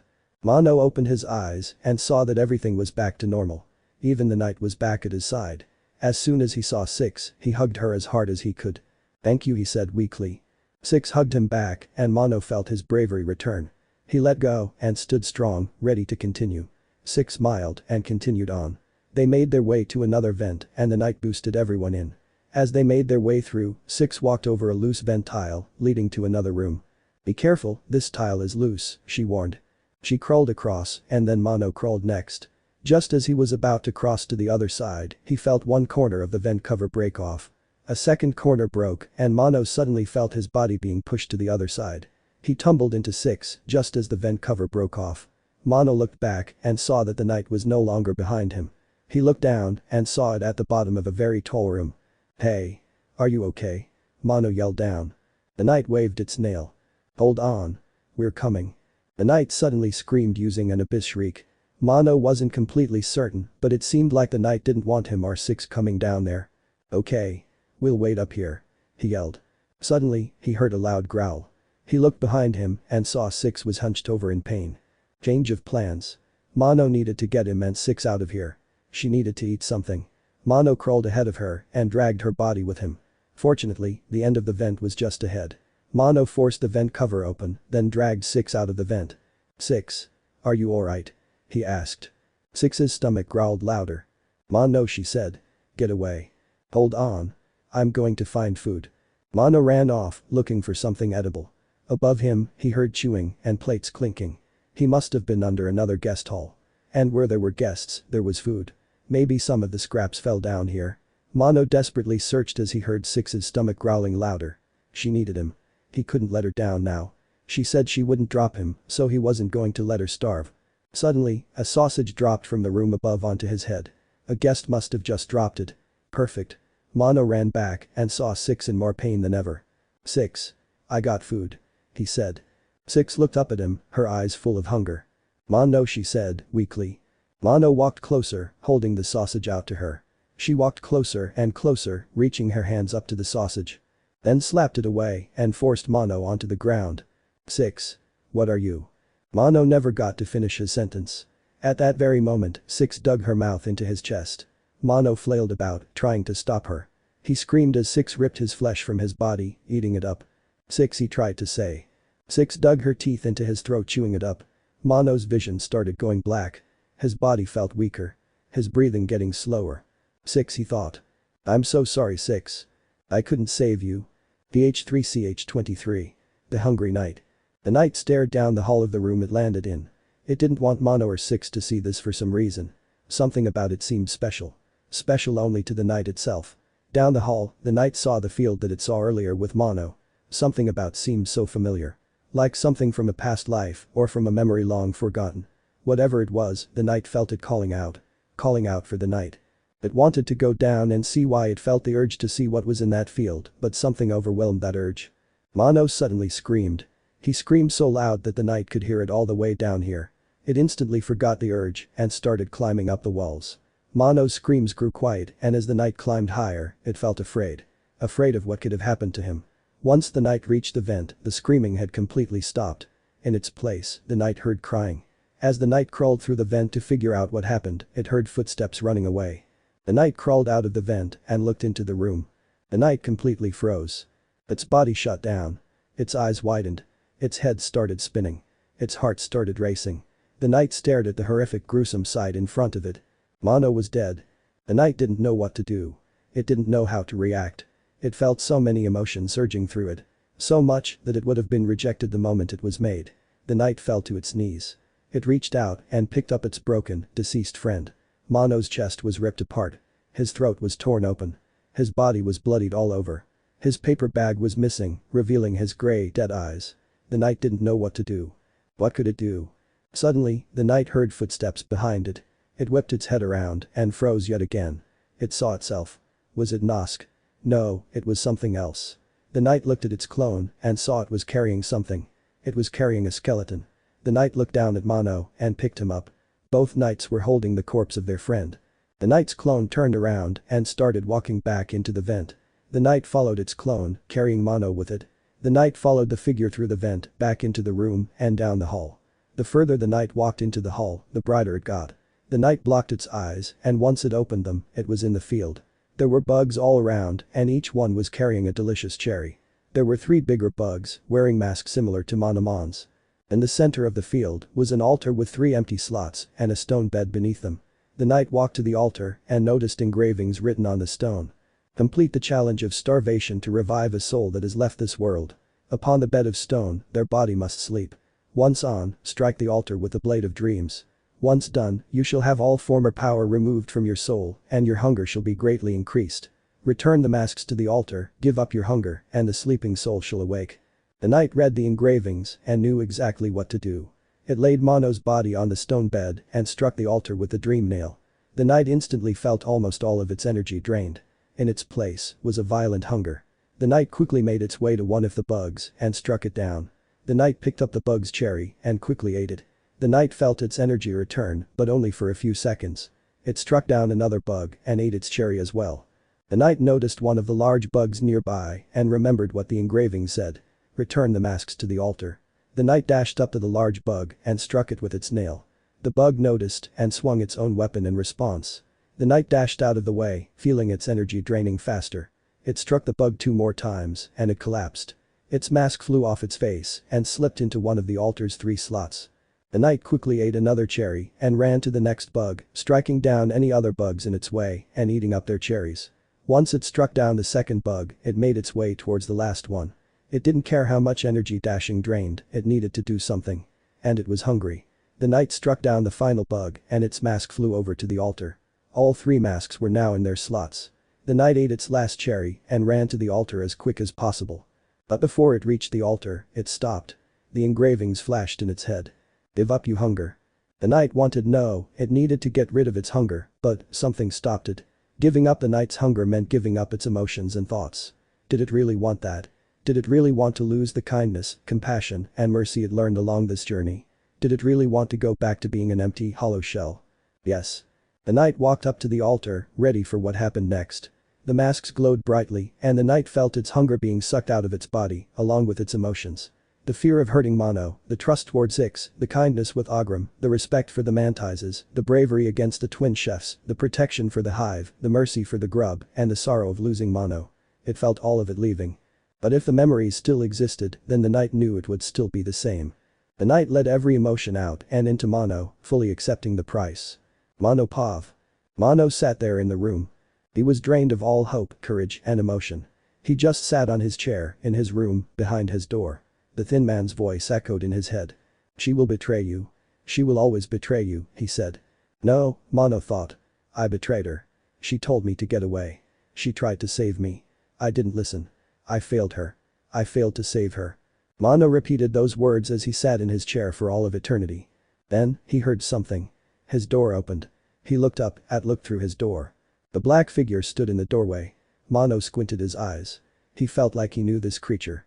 It walked into the room, revealing its horns and cloak. Mono suddenly felt something. He stood up from his chair and looked at the creature. I know you, he said. The figure nodded, then walked closer to him. To his surprise, it walked right past him. The figure looked back at Mono and hugged him. Mono felt all of his emotions and memories return. He looked at the figure in front of him. It was the knight. The knight smiled at him and then sat down on the chair. Confused, Mono reached his hand out to the knight, but he felt himself being pulled away. He tried to reach the knight, but the distance kept getting larger and larger. Wait. If you take my place, who will take yours? Mono yelled as he was pulled out of the room. A tear fell from the knight's eyes. It waved goodbye to its best friend as the door closed. No. Mono yelled as his body flew away from the door. He gasped, and suddenly, he was sat up on a stone bed. Instantly, he searched all over his chest and throat where Issei had bitten him. Everything was fine. Had it all been a dream? He looked around at the stone structure and suddenly, he saw the knight at the edge of his bed. Mono blinked. Are you real? He asked. The knight nodded. Mono started crying. He jumped from the stone bed and embraced the knight with a hug. But the knight didn't hug back. Mono let go and looked at the knight. Are you okay? He asked. The knight nodded. Are you still hungry? The knight shook its head. Do you feel anything? To Mono's disappointment, the knight shook its head. Do you remember me? He asked. The knight nodded. Am I still your friend? The knight stared at Mono with a hollow gaze. Then, it nodded. Mono started crying again. He hugged the knight and this time, it hugged back. As tears fell from Mono's eyes, he realized something. "Where's my paper bag?" he asked. But a more important question popped into his head. "Where's Six?" The knight shrugged. Mono looked ahead. His eyes filled with bravery and his hand made a fist. "We're going to find her," he said. "If your hunger was removed, then her hunger can do the same. She needs us. We will find her and we will save her." Mono held out his hand and the knight grabbed it. Together, they marched out of the field and back into the mall. PH3CH24. Melody of Forgiveness. Six breathed heavily, trying her best to not stop running. She didn't dare look back. She could hear the voices taunting her as she ran. "Why did you do it? I thought I was your friend. I just wanted to help you. Why did I mean nothing to you?" Six kept running, ignoring every voice and every word that entered her mind. She ran and ran, until all of a sudden, the voices stopped. The sound ceased. Everything was perfectly quiet. Six took deep breaths. For now, she was safe. Or so she thought. A burst of black energy slammed down behind her, sending her flying. Six fell onto the hard ground and looked where the burst came from. She shrieked and started crawling away. She heard the thing walking closer. She tried to move faster, but she was too hurt to move. Even now, she was surprised she could even crawl. The thing reached her and picked her up from her neck. Six started shaking in fear. She tried to break free, but the thing was too strong. She looked down in terror. She stared into the vengeful eyes of the knight. It drew its nail and violently shoved it into her chest without mercy. Six gasped as she woke up. She looked around, making sure everything was just a dream. Once she confirmed it was a dream, she curled up into a ball and started crying. She reached in her raincoat and pulled out Mono's paper bag. It was all that was left of him. The bag's eye holes looked back at Six as if Mono's face was still behind them. Six hugged the bag, holding it close to her chest, and cried even more. "It really is a shame, isn't it?" a familiar voice asked. Six didn't even look up. "You ate your best friend. Your best friend in the entire world. He did nothing but help, protect, and encourage you. And how did you repay him? By eating him. That's how," Shadow Six teased. Six didn't pay any attention to her shadow. "You chose to eat him. You chose to ignore the sausage. You chose to betray him." Again, her shadow said. "You really are a monster." "I am a monster," Six said under her breath. "I'm the worst monster of all." Six cried and cried and cried. Hugging Mono's bag, she wished that this was a dream as well. "Six." Six looked up. She heard a very familiar voice. But that voice couldn't have been real. "Six." The voice called out again. Six stood up, looking all around. Where was the voice coming from? And why did it sound so much like Mono? "Six. Are you there?" the voice said. Six covered her ears. The voice wasn't real. It couldn't be real. Mono was gone and he wasn't coming back. Six heard the voice coming closer and closer. She closed her eyes, begging for the voice to stop. She opened them to try and see where it was coming from. Once she did, she became as still as stone. She looked across the room, shaking uncontrollably. The knight was right in front of her. Six stared at the knight, not knowing what to do. The knight stared back with its empty, hollow eyes. The knight took a single step forward and Six's survival instincts kicked in. She sprinted through the rooms, terrified of what the knight would do to her if it caught up. She heard the knight's footsteps and the sound of it dashing towards her. Six gave all her might to run just a bit faster.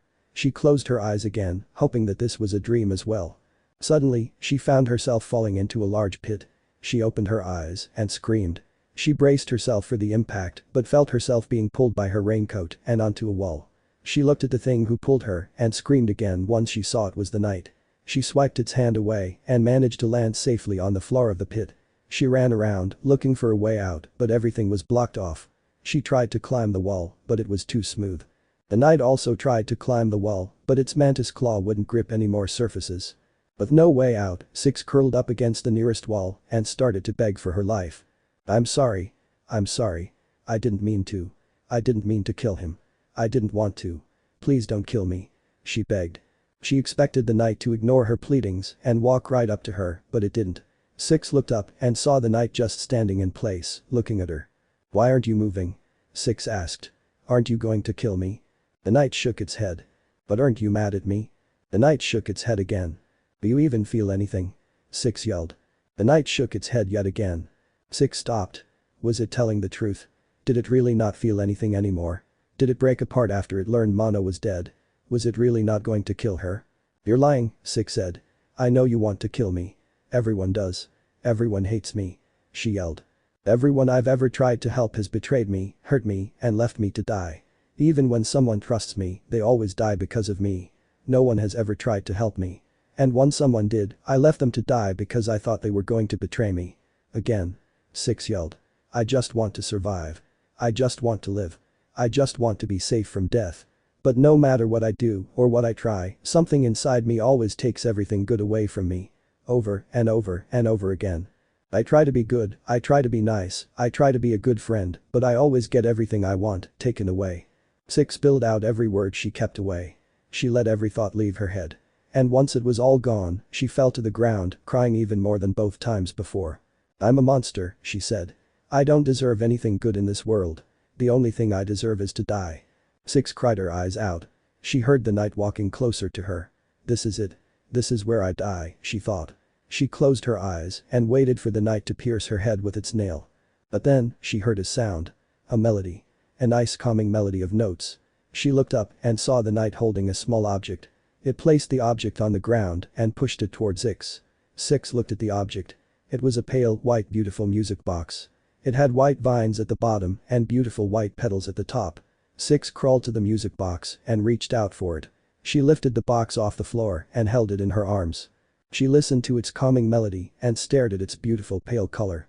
Six looked up at the night. It was sat down, watching her and listening to the music box. A similar melody came from the night, harmonizing with the music box. Six didn't know what to say. How could it forgive her? Even if it didn't feel anything, she still killed its friend. She was still a horrible monster. So why?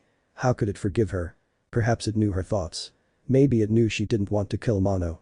Maybe, just maybe, it knew she still needed a Mono to reach out to her and take her hand. Six and the night sat there together, listening to the beautiful melody of forgiveness. PH3CH25. The infected quarters. Mono didn't know where the night went, but as soon as he heard the music box, he knew exactly where to go. He followed the music through a series of rooms, reminding him of the signal tower. How funny. He followed the music box to save her once, and now he would follow the music to save her again. Eventually, the sound of the music box led him to a metal wall. It was too hard to break through, although there was a way to open a hole. Not too far away, there was a lever that could open a door into the room. This must have been a trap for the ones who got too close to escaping. Mono thought. He jumped up to the lever and yanked it down with all his strength. Slowly, and portion of the wall began to move down, revealing the room behind it. Mono looked inside the room and saw the happiest sight yet. Six and the night were sitting together, listening to a pale white music box. Even the night seemed to be humming along with the melody. As the door opened, both of them looked through the opening and saw Mono standing there with the biggest smile on his face. The night stood up without concern because it knew Mono would find them, but Six looked shocked. Six slowly stood up, staring at Mono in disbelief. She looked down at the night, as if to ask if Mono was real. The night nodded, then motioned its hand saying, "Go ahead." Six looked back at Mono and slowly walked towards him. "Hi Six," Mono said. Hi, Mono. Once Six got closer, she reached into a pocket of her raincoat. I have something for you," she said. She pulled out Mono's paper bag and handed it to him. Mono took it and pulled it over his head. "Thanks Six," he said.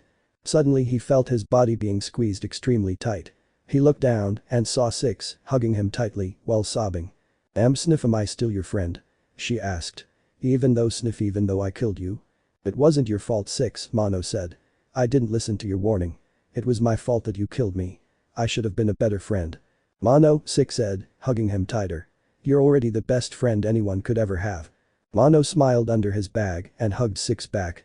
"I'm glad you're still you Six," he said. The night walked up to them and they both let go of each other.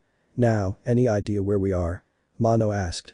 "This is right under the guests' quarters. There should be a way in nearby," Six said. "Alright then, lead the way Six." Six led Mono and the night back through the corridors they came through, all the way back to where Mono found a sausage. Six pointed to a hole in the floor above, which was small enough to get through.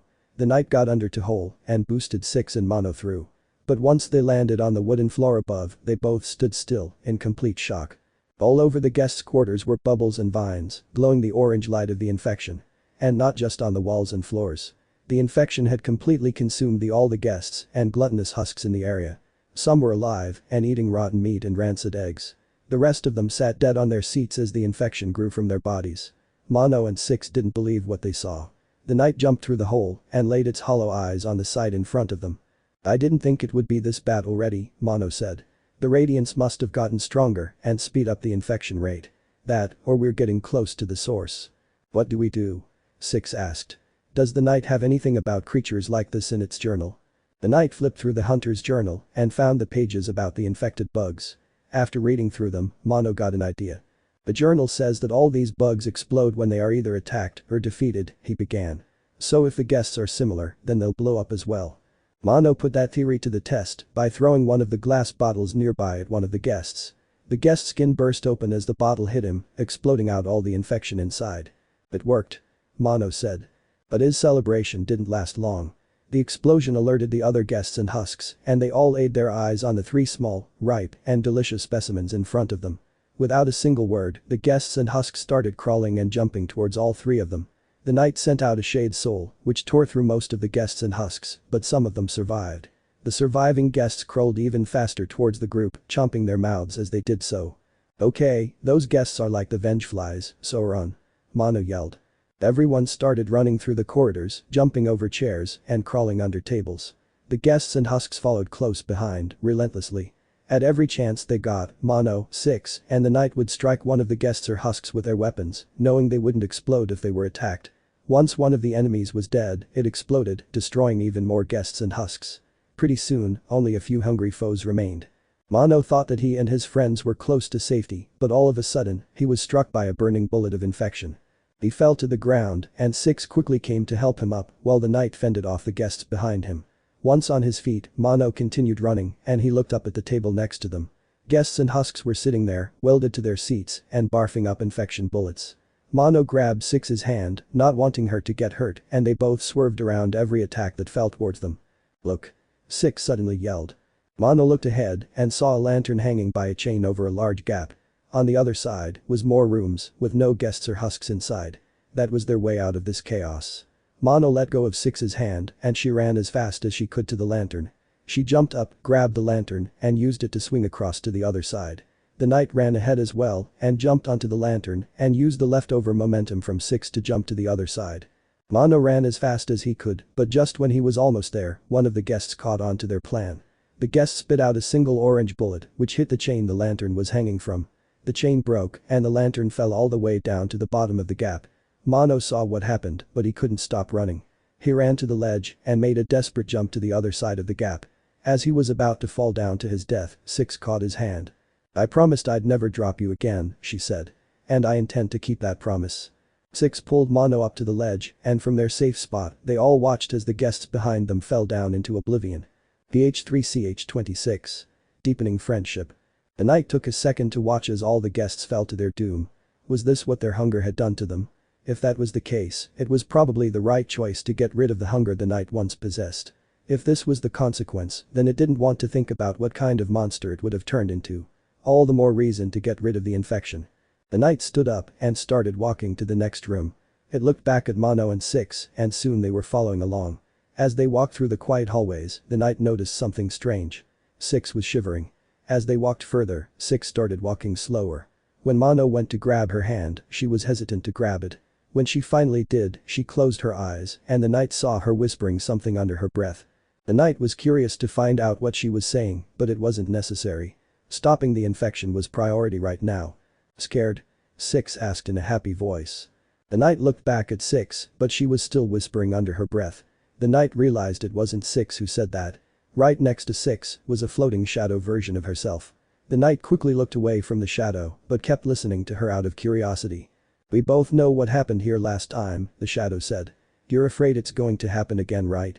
You're afraid you're going to eat him again. But this time, there's no way for the knight to save him. Once you eat Mono, it's going to kill you without hesitation or mercy. After all, you are just a scared little traitor. Why would it forgive you after you betray its trust again? The knight listened as the shadow teased Six about all the bad things she had done. It wanted to act, but at the same time it didn't want to let the shadow know it could see her. But once the shadow mentioned the knight, it decided to act.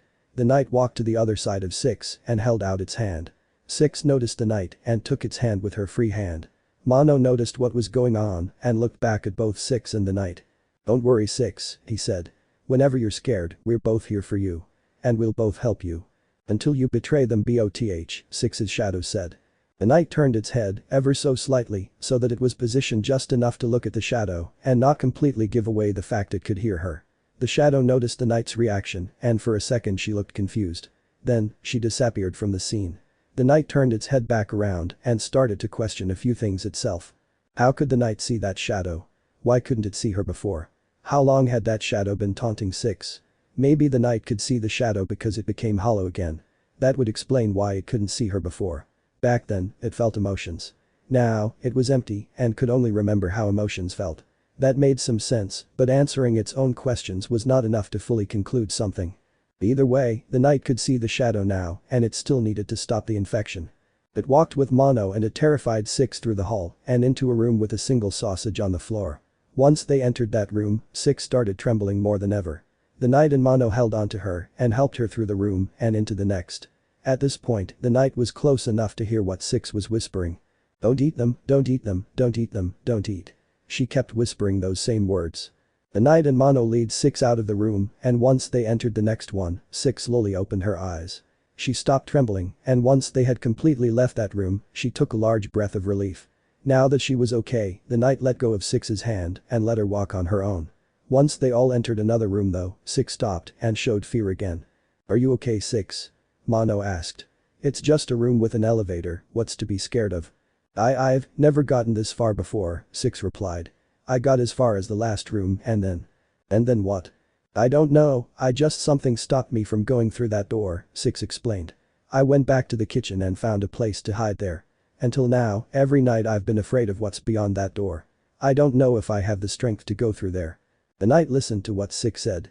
It remembered what Mono would do in a situation like this. It walked up to her again and held her hand. Six looked at the knight and it looked back to say, it will be okay. The knight then drew its nail and held it high, mimicking Mono's optimistic attitude. Mono raised his ladle in response and slowly, Six raised her shovel. She looked at the knight again and let a small smile spread across her face. The knight let go of her hand and looked at the lever to summon the elevator. Six walked towards the lever and the knight walked behind her with Mono, letting her know that they both had her back. Six took a deep breath and jumped up to the lever, pulling it down. They all backed away and stood in front of the elevator as the doors opened. An orange light filled the room and all of a sudden, Six froze. The knight looked into the elevator and saw a lady with black hair, a white mask, and orange eyes staring at them. Hello children, the lady said. PH3CH27. Awakening nightmares. That face. That smooth pale white face. The knight remembered that face. It remembered it well. That was the same face it saw in its dream a while back. The dream that filled it with hunger. Whoever this lady was, she was responsible for the knight's hunger. The knight looked at Six and saw her shaking while slowly backing away. Judging by her terrified expression, it was clear Six knew the lady as well. If that was the case, then the lady must have been responsible for Six's hunger as well. Responsible for all the hunger in the maw. The source of all their suffering. And with the orange eyes, she was the source of the infection as well. The knight took Six's hand and stood in front of her in a defensive fighting stance. Mono stood in front of both of them, pointing his ladle in front of the lady.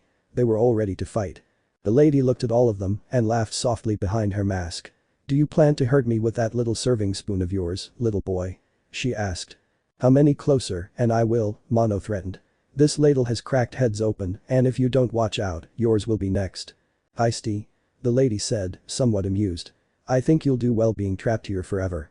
Mono Pav. The lady raised her hand and suddenly, Mono started rising into the air. He struggled around, trying to get back to the ground. Suddenly, a sharp pain entered his body. He felt his arms bend, his legs shift backwards, his chest cave in. As his body collapsed, Mono made a desperate last resort to break free of the lady's clutches. He summoned every last bit of his power and concentrated it all throughout his body. And just as he felt like his body was about to explode, he unleashed every drop of static energy stored inside him. The lady was stunned and she dropped Mono's twisted body onto the floor. Mono tried to stand up and set his body straight. Then, as if by magic, Mono felt more power surging through his body.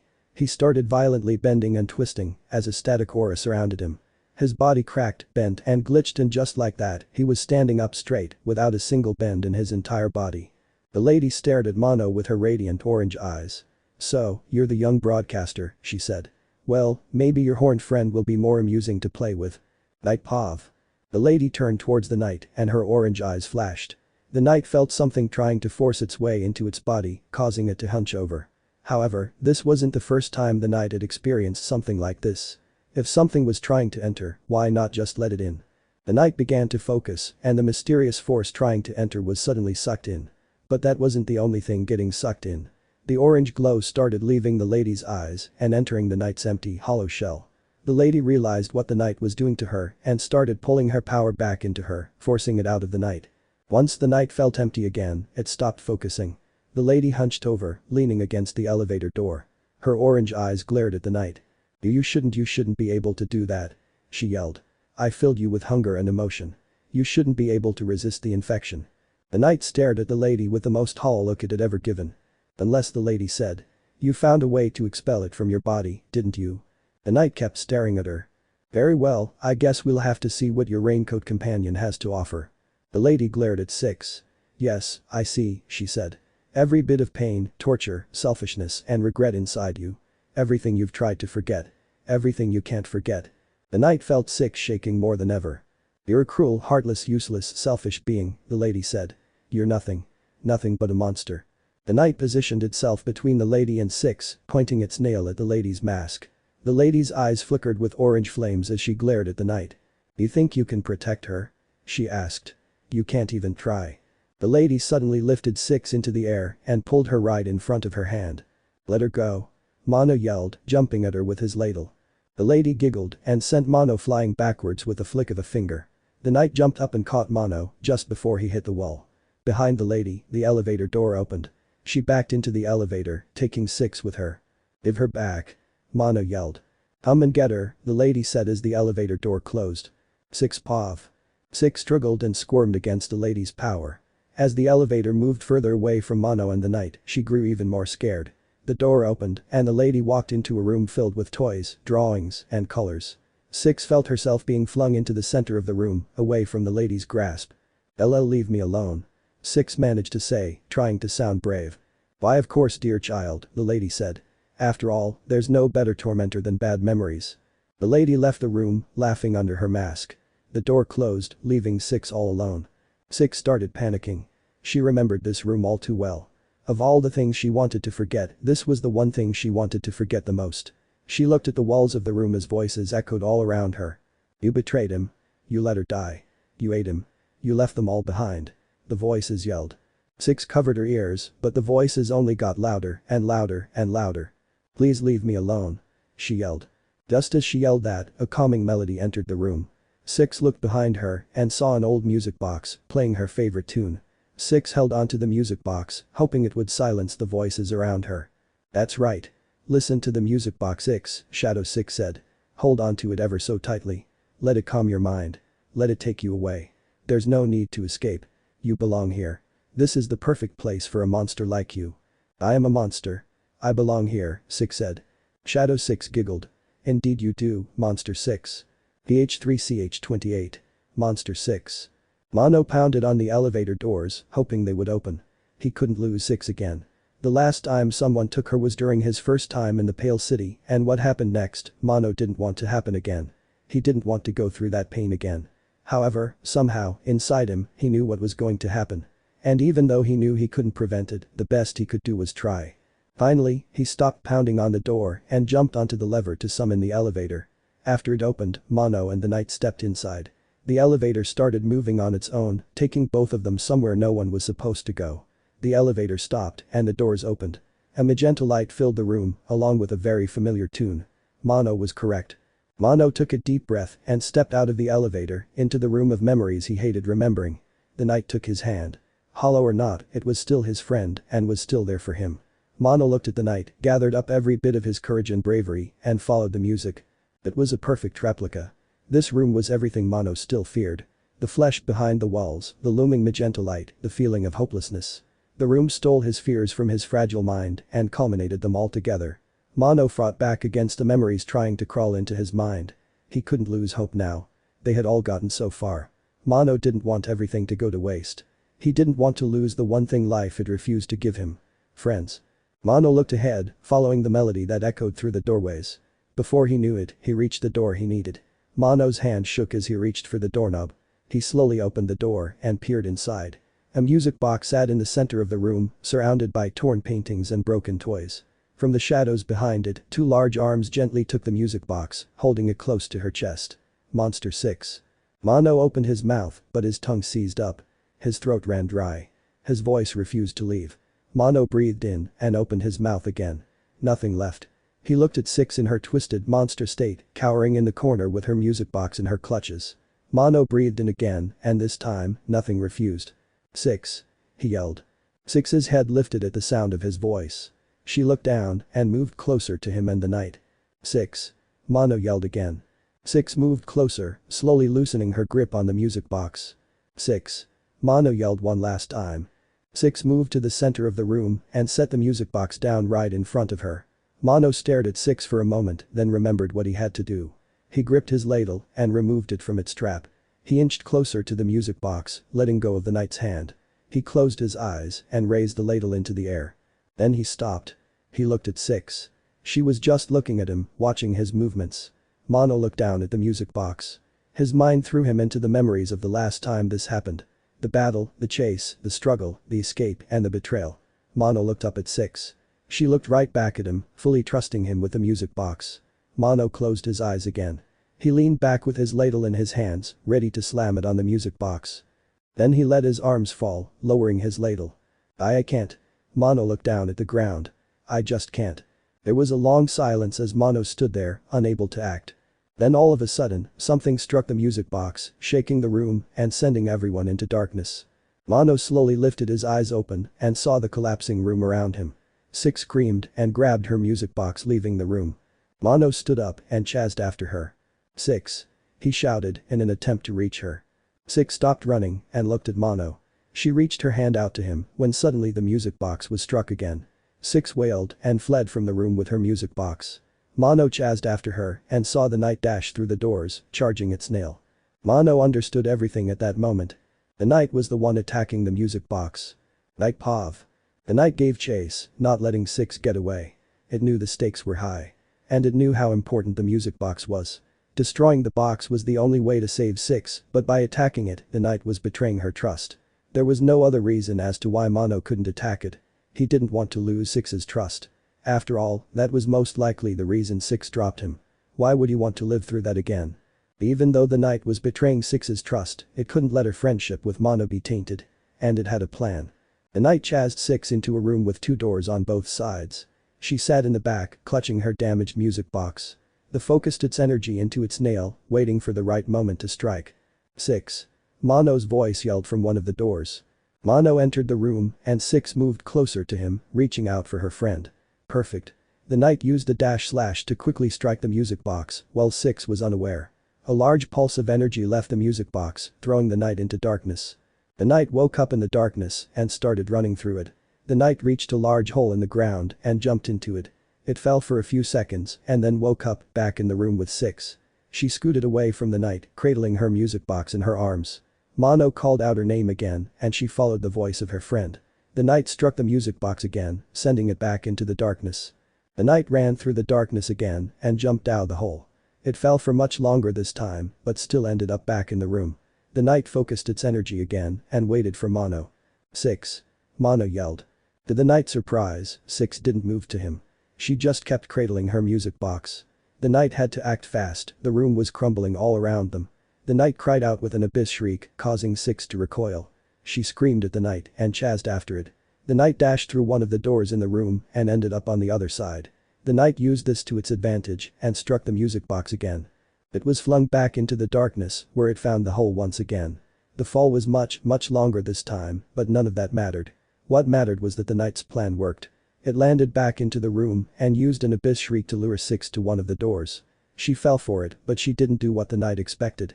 6 slammed the wall above the door, causing it to break apart as rocks blocked the entrance to it. The knight quickly dashed to the next door, but 6 blocked that one as well. She suddenly screamed and slammed her arms onto the ground multiple times. Giant rocks fell from above, blocking every door in the room. The knight evaded the falling rocks to the best of its ability, but ended up getting hit with one, costing it 1 mask of damage. The knight recovered from the hit and sent a shade soul right into the music box. The room shook, collapsing even more, but surprisingly, the knight wasn't sent into the darkness. Before it could figure out why, a shovel jabbed into it, dealing 2 masks of damage. The knight looked where the attack came from and saw Six was flinging several shovels at it. The knight dashed around, avoiding the rest of them, but leaving itself unprepared for what happened next. Six charged into the knight, leaving it with only 1 mask of health left. It tried to stand up and fight back, but the wound was too great. Mono called out to Six, desperately trying to stop her from finishing the knight, but she just pushed him aside. Six wailed and charged again. With no way to escape, the knight braced itself, ready for death. Adino. The knight looked up and saw Six being held back by several strings of silk. The knight looked closer. There was only one being the knight knew that could make such strings. Soul. Imp. Act now. A familiar voice bellowed. Red flames spewed from above, hitting Six in the face, and a boy in a blue shirt hit the music bow with a pipe. Six wailed and broke free from the silk. She ran for her music box, only to be blocked by strings of silk with spikes woven into them. Six wailed in pain as the spikes dug into her, but she kept reaching for her music box. More red flames flew into her face, blinding her vision. The knight didn't quite know what was happening, but whoever these people were, they were helping it.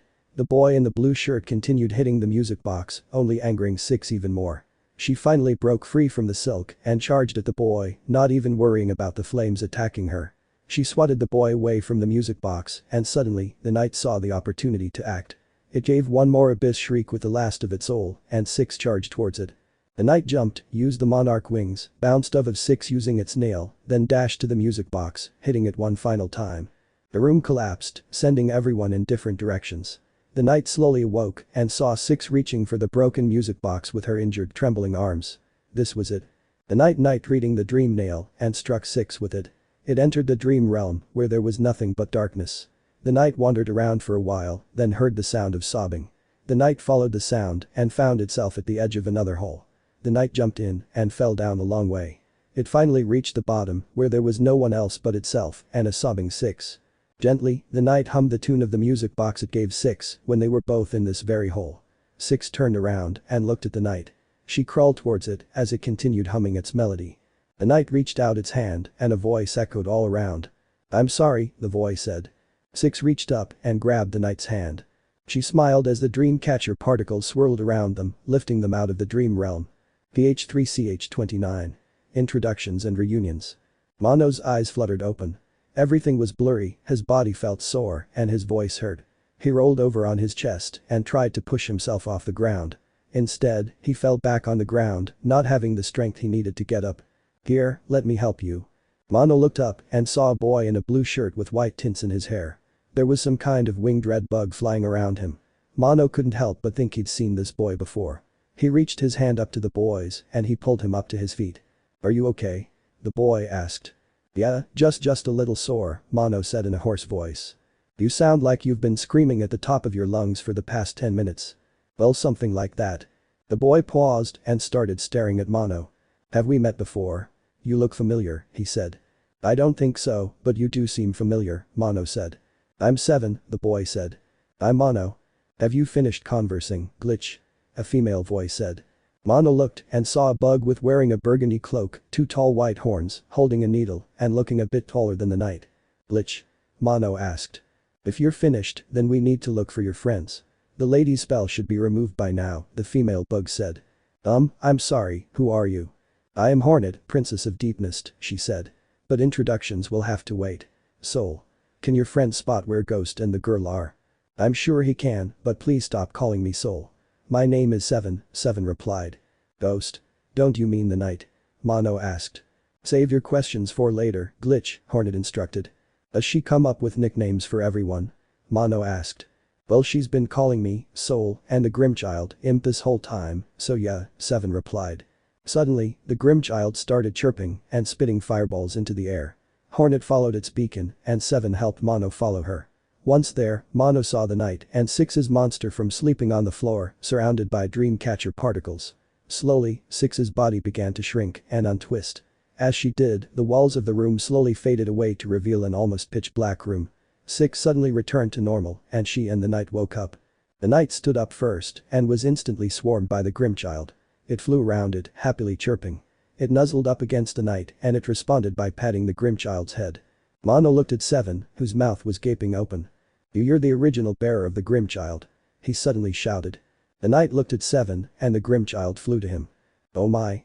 Sorry, I've just really wanted to meet you because I thought you could help with a ritual and give me a bit of help with the grim child. Oh. I've been taking care of this little guy while you've been gone. I hope you don't mind, 7 said. The knight walked up to 7 and gave him a slight bow. What is it doing? 7 asked. It's thanking you and showing you respect for taking care of the grim child, Mono explained. Mono looked and noticed 6 was still on the floor. He broke away from 7 and limped over to her. 6. Are you alright? He asked. 6 slowly got up on her knees, looked Mono in the eyes, then looked back down. 6. 6, are you okay? Mono asked again. I hurt you, she replied. Hey, it's not your fault. It is my fault, Mono. She said as her eyes got misty. If I wasn't scared back there, if I had fought with you in the night, a tear slipped from 6's eye. If I didn't do so many terrible things, none of this would have happened. Tears fell from her face, onto the stone floor. Listen, Mono said. Don't blame yourself for what happened in the past. Why not? 6 yelled all of a sudden. Why shouldn't I blame myself when I know it was my fault? How can I just forget everything I've done to hurt people? How can I be anything good when I'm a monster? Everyone was silent for a few seconds. 6, Mono began. I know how you feel. No you don't. 6 screamed.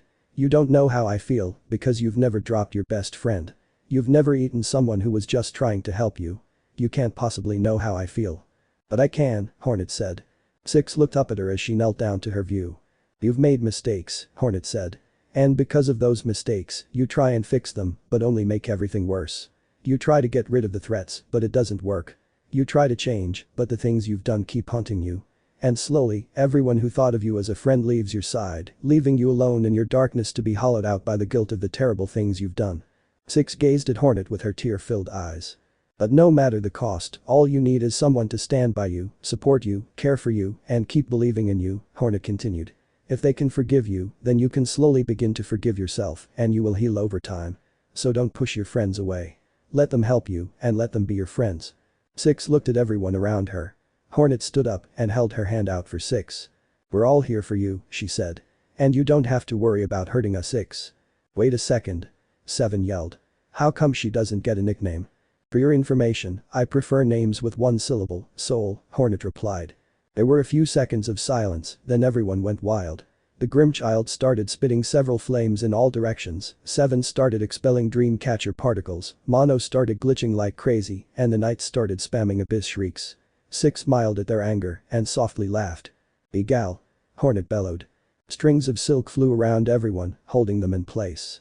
This is no time to get upset over a bunch of nicknames. She said. In case you've forgotten, the radiance is still in the lady's mind and she is still growing stronger. Mono looked at everyone. You're right, he said.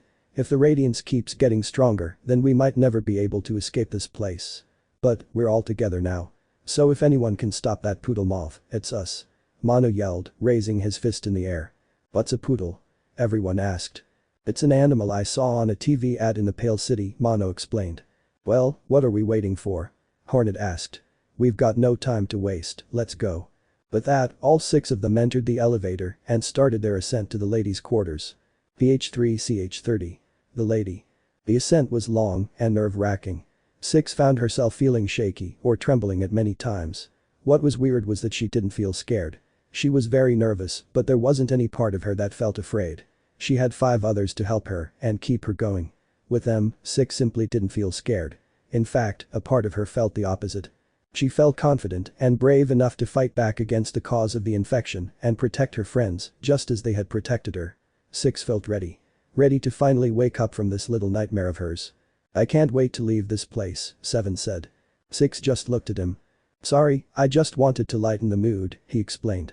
Everyone's quiet and still, it's like someone's going to die. I thought that maybe I could talk about the positive too, you know, make this feel less intimidating. Well, I'm ready to leave this place as well, 6 said. I've been here for so long, I just want to see the sun again and not be in danger for once. I can relate to that, 7 said. Do I know you? 6 suddenly asked. I feel like I've met you before. Well you kinda ate me, 7 said. Oh. 6 fell silent for a while. I'm sorry, she said. Well, I forgive you, 7 said, smiling. 6 smiled back. 7 and Mono would make great friends. She thought. She was no longer worried about Mono leaving her behind for a better friend. He would be everyone's friend if he could. And honestly, Six could understand why. It felt nice to have so many people by your side when things got tough. It was much better than trying to handle everything by herself. As the elevator rose to the top floor, Six took a deep breath and put on a brave face, pushing all her worries down. The ascent reached its end, and the elevator doors slowly revealed the vibrant orange light of the ladies' quarters. Mono, Hornet, and the Knight were the first to step out, and everyone else followed. As soon as they left, it felt like every angle of the room was watching them. The sickly air of the room filled everyone's lungs, making it harder to breathe, but they kept moving forward. Six drew her shovel, and everyone else followed. As they continued through the room, the orange light slowly faded, leading the group into nothing but darkness. In the darkness, two small orange lights shone through, casting away most of the shadows. The lady revealed herself, no less than 1 foot away from the group. She looked down at each one of them, then chuckled. "Look what we have here," she said. "A traitor, a spirit, a child, a vessel, a bag boy, and a lost spider. Is this what stands against me?" "Silence your tounge, mask," Hornet said, pointing her needle right to the lady's masked face. "If you are our enemy, then face us. We have no time for your irrelevant taunts." "A bit impatient, aren't you, little spider?" The lady chuckled. "If that's the case." Suddenly the entire room went pitch black. The only light left was the lady's orange eyes, staring down at everyone. "Why waste any more time?" she finished. The lady vanished, leaving all 6 friends in the darkness. Six glanced all around the room. For a brief second she saw the lady's eyes. Her laugh echoed all around them, forcing everyone to group together and stay close. All of a sudden, a blinding light struck all of them, sending them each in different directions. "Seven Pav." Seven stood up from the blast and started looking everywhere for any signs of light or his friends. He saw light, but not the kind he was hoping for. "I remember you," the lady's voice said from the dark. "I turned you into a gnome. Tell me, how did you turn back into a child?" "That's not for you to know," Seven said, trying to keep his bravery. "Oh. I remember. You died, didn't you?" Seven flinched at the lady's words. "Yes, I remember. It was quite a show. You tried to help someone else by offering a sausage to them, but you were eaten instead." The lady laughed through the darkness. "Shut up. You can't do anything to me at this state. No matter how hard you hit me, I will always get back up," Seven yelled. "Oh really?" Suddenly, Seven felt himself being pulled into the air. He turned around and stared directly into the lady's eyes. "I've never tried to turn a spirit into a gnome, why don't we find out if I can?" she asked. Seven felt his limbs bend backwards. He felt his back start to crumble. He braced himself for the terrible pain when suddenly a red flame hit the lady's mask. Seven fell to the ground and his body shifted back to normal. As he stood up, he saw the Grimchild's red eyes and heard its happy chirps. Seven smiled but was reminded of the situation when he heard the lady's laughter echoing around them. Well, if it isn't the flaming child," the lady said. "Tell me, how does it feel to have failed? You failed to protect your bearer in its time of need, and because of you, the ritual had to be redone. Even when you got a new bearer, you still failed to protect him. If it wasn't for that little spider, you would have never found him and he would have drowned in the depths." The Grimchild's chirps faded away, leaving nothing but sorrowful silence in its presence. Seven knew what the lady was trying to do, so he quickly stepped in for his friend. "Hey, don't feel bad," he said. "You didn't fail, you just made mistakes. Everyone makes mistakes. Don't you remember the time we had to get across that tunnel of thorns? I trusted you to go to the other side of that all on your own, and you did it. And you helped me so many times before and after that." Hope started returning in the Grimchild's eyes as it looked up at Seven. "Don't let your mistakes hold you down, learn from them and get back up," Seven said. The Grimchild gave a look of determination to Seven and made a battle-ready chirp. "Then how about you learn from this mistake?" the lady said out of nowhere. Seven remembered the gravity of the situation too late. A burst of light struck him and the Grimchild, sending them onto the floor. Seven tried to stand back up and fight, but all his strength had been sapped from that burst. As he failed to stand up, the lady laughed at his pitiful attempt. "It would be fun to finish you, but I have other toys to play with," she said. With that, she slipped back into the darkness, leaving both Seven and the Grimchild to themselves in nothing but pure darkness. Mono Pav. Mono stood in the darkness, holding his ladle tightly in his trembling hands. He dared not to make a single noise. Such a thing could alert the lady and draw her to him. But at the same time, she could have already been here, watching him from the darkness all around. Mono looked in all directions, paranoid that something might come out and attack him, or worse, his friends. A small giggle rang out from behind him, forcing him to react. He flipped around, holding his ladle in the direction of the sound. He slowly backed away, still looking in the same direction. If it isn't the brave little TV boy, the lady's boy said from behind.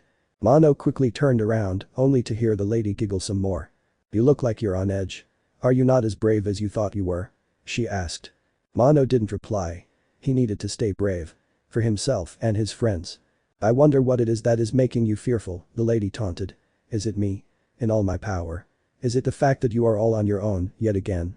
Or is it perhaps your friends that you're scared of? Mono flinched, wondering what the lady could have meant by that. Don't play dumb little bag boy. You know why you're afraid of them, the lady said from the dark. You remember the last time you trusted someone. They dropped you into the same cycle you've been trying to break this whole time. Who's to say they won't do it again? The night has been by your side all this time, but now that it's hollow once more, well, there's no telling what it might do. Mono knew the lady was trying to break him. But he wouldn't let her work her way into his mind. Even if the night was hollow, it still remembered him and everything they had been through. It was hollow when it saved him from the signal tower. Mono knew the night would never betray him, no matter how hollow it was. But what about the others? The lady asked. They haven't been with you as long. They don't have any emotional attachment or fond memories of you. Why shouldn't they leave you behind if the situation calls for it? Mono tried his best to not pay attention to anything that the lady said, but each word rang in his ears. He tried to not focus on her words and instead on something else, but that was the wrong decision to make. The lady took advantage of Mono's attempt to focus on something else and blasted him with a beam of light. Mono fell to the ground, unable to pick himself back up. His helplessness brought the lady a great feeling of joy. Think about it, while you lie here on the ground like the frail paper doll you are, she said as she laughed into the darkness. Night Pav. The knight stood up and recovered from the blast of light. It searched its surroundings, looking for its friends and possibly the lady. Without any source of light, efforts to regroup with anyone became remarkably difficult. All the knight could really do was walk across the area and see what it could do. A sudden light entered the darkness and the knight drew its nail, ready for attack. The lady was near. The knight stayed in its attack stance, waiting for an opening to strike. "Do you plan to hurt me with that puny nail?" the lady teased. The knight leapt in the direction of the lady's voice, swinging its nail. But it didn't hit anything. The lady had quickly fled. "Tell me, little vessel. Why did you give up my gift to you?" she asked from the shadows. "I gave you the ability to think and feel emotions like your friends. Why did you give it up?" The lady's gift wasn't a gift and the knight knew that. Its hunger may have allowed it to feel and think, but the hunger wasn't worth it. The knight remembered what the hunger did to Six. What it did to itself. That hunger turned the knight into something it didn't want to be. And besides, if it hadn't given up that hunger, Mono wouldn't be alive right now. The knight didn't want to feel that hunger ever again. The cost was too great. "No cost too great," the lady said, echoing the words of the Pale King. "Six knows that better than anyone here. If she needs to eat Mono again to survive, she will. What will you do then? You'll have no hunger or feelings to trade for his life. Will you kill her? Or will you let her get away with eating your best friend?" The knight didn't listen and kept swinging at the darkness. No matter what, the lady couldn't get inside its head. "Very well, keep attacking the darkness, little one. But don't forget that it's where you came from," the lady snickered, slithering away from the knight. Hornet Pav. Hornet stood her ground. She was not afraid of the darkness that surrounded her. In fact, she felt confident in it. The darkness of Deepness was where she was born and where she grew up. As such, she was accustomed to dark areas. Whatever this lady was planning wouldn't work on her. "You're very confident, aren't you?" the lady's voice said from the dark. "Your mother must be very proud." "Don't you dare speak of my mother," Hornet yelled, surrounding herself with silk. "Did it hurt when the knight carelessly slaughtered her?" "Well, you just sat idle," the lady asked. "How could you let your mother just die like that?" "My mother knew what was coming and she had accepted her fate," Hornet yelled. "And perhaps you should as well, foul light." Suddenly the lady's orange eyes light up the room. Hornet's words had reached her. And they had reached her too well. The lady's body hung limply as the radiance took control and unleashed her light onto Hornet. She swiftly evaded the light using her silk, trying to think of a plan. Suddenly, Hornet realized that the room was no longer dark. The anger of the radiance was illuminating it. If she could just keep her distracted and provoked, then perhaps the others could regroup and they could all work together against the lady. With this in mind, Hornet put her plan into action. "You're destined to fall. You're destined to be forgotten," she yelled. The radiance light up the room even more with her anger, sending more light towards Hornet. "No one will ever remember you. You will always be nothing." "No." The radiance bellowed from the lady. "I will not be forgotten. I will not be forgotten." At this point the entire room was illuminated by the radiance's blaring orange light. Hornet's plan was working, but she was running out of silk. She couldn't dodge for much longer. As a beam of light struck her, she lost balance and fell to the ground, getting struck by a flaming sun. All she could do now was hope that her plan had worked. PH3CH31. Final confrontation. Six opened her eyes to nothing but darkness for what seemed like forever. She looked around for Mono or anyone else who could be near, but she couldn't find them. The fact that she was alone in the dark terrified her. She had been with others for so long that she had become reliant on them and their help. All by herself, Six pulled out her shovel and tried to look brave. Occasionally, an orange light would appear in the darkness, followed by screaming of some kind. Every time this happened, Six found it much harder to pretend that she wasn't afraid. When she heard Mono scream after another blast of orange light, her entire body began shaking. She wanted to help him, but she didn't know where he was, and running blindly would get her into more danger. Six stood her ground as best she could, slowly backing up, anticipating the inevitable attack towards her. The wait seemed like forever. But out of the blue, the entire room was illuminated by an orange light. Six closed her eyes for a brief second before realizing the opportunity presented before her. She could find the others now. She opened her eyes and took in the sight before her. She couldn't look directly at she assumed to be the lady, as she was as bright as a sun. Hornet was struggling to stand, Seven and the Grimchild were rushing to help Hornet, and the Knight was helping Mono to his feet. Six wanted to help in some way, but she didn't know how. The only ones who actually stood a chance against the lady were Hornet, Mono, and the Knight. And two of them were down. Six looked around for something to use to her advantage. Anything that could help. Surely there had to be something she could do. Suddenly, the lady screamed and sent another blast of light through the room, scattering everyone across again. Six's back slammed into table drawer. She got back to her feet and quickly realized something. She lost her shovel. Her only weapon against the lady was gone. Six started checking her raincoat for anything she could use as a weapon, and to her surprise, she found something. Her lighter. In the heat of the moment she forgot she had her own source of light. Slightly relieved, she flicked it on and lit up the room around her. She looked behind her at the drawer she slammed into. On top, there was a circular wooden mirror sitting on a cushion. Six's mind raced and she knew exactly what to do. If she was no match for the lady and the Radiance, she would use their power against them. Mirrors reflected light, so this wooden mirror would work perfectly. At least, that was what she hoped. Six jumped onto the top of the drawers and picked up the mirror. It was rather heavy, but it was the only weapon she felt like she could possibly use against the lady. Six jumped off the drawers and stared back into the darkness. She was still alone. There was no one to pull her along. No one to face the danger with her. If she had somehow gotten here earlier, she would have run without a second thought. But not this time. Six was tired. Tired of being a cowardly traitor. She now had a chance to repay everyone who had helped her in her life, and she wasn't going to run away from it. Six closed her eyes, and her mind recalled the conversation she had with Mono when he first reunited with her. "You can't save everything by being nice," she had said. "Well, I can save the ones who matter," Mono replied. Six opened her eyes, with a newfound bravery blazing in them. Without hesitation, she ran into the dark. "Hey!" Six yelled. "Where are you, stupid lady?" Instantly, Six felt a feeling of impending doom wash over her body as the darkness thickened around her. Well, what do we have here?" the lady asked. "I thought you were cowering in the corner or perhaps running away, leaving your friends behind." Again. "You wish," Six replied. "And what's this act you're putting on?" the lady teased. "Trying to act brave. Trying to be someone else. Trying to not be you?" she said. Six glanced all around, holding her mirror in front of her. "I wouldn't blame you," the lady continued. "Why would you want to be a heartless, friendless, careless traitor?" "I am not that person," Six yelled. "Not anymore. Now come out. I'm not scared of you." "Oh? Is that true?" the lady said. "Then let me remind you that you are."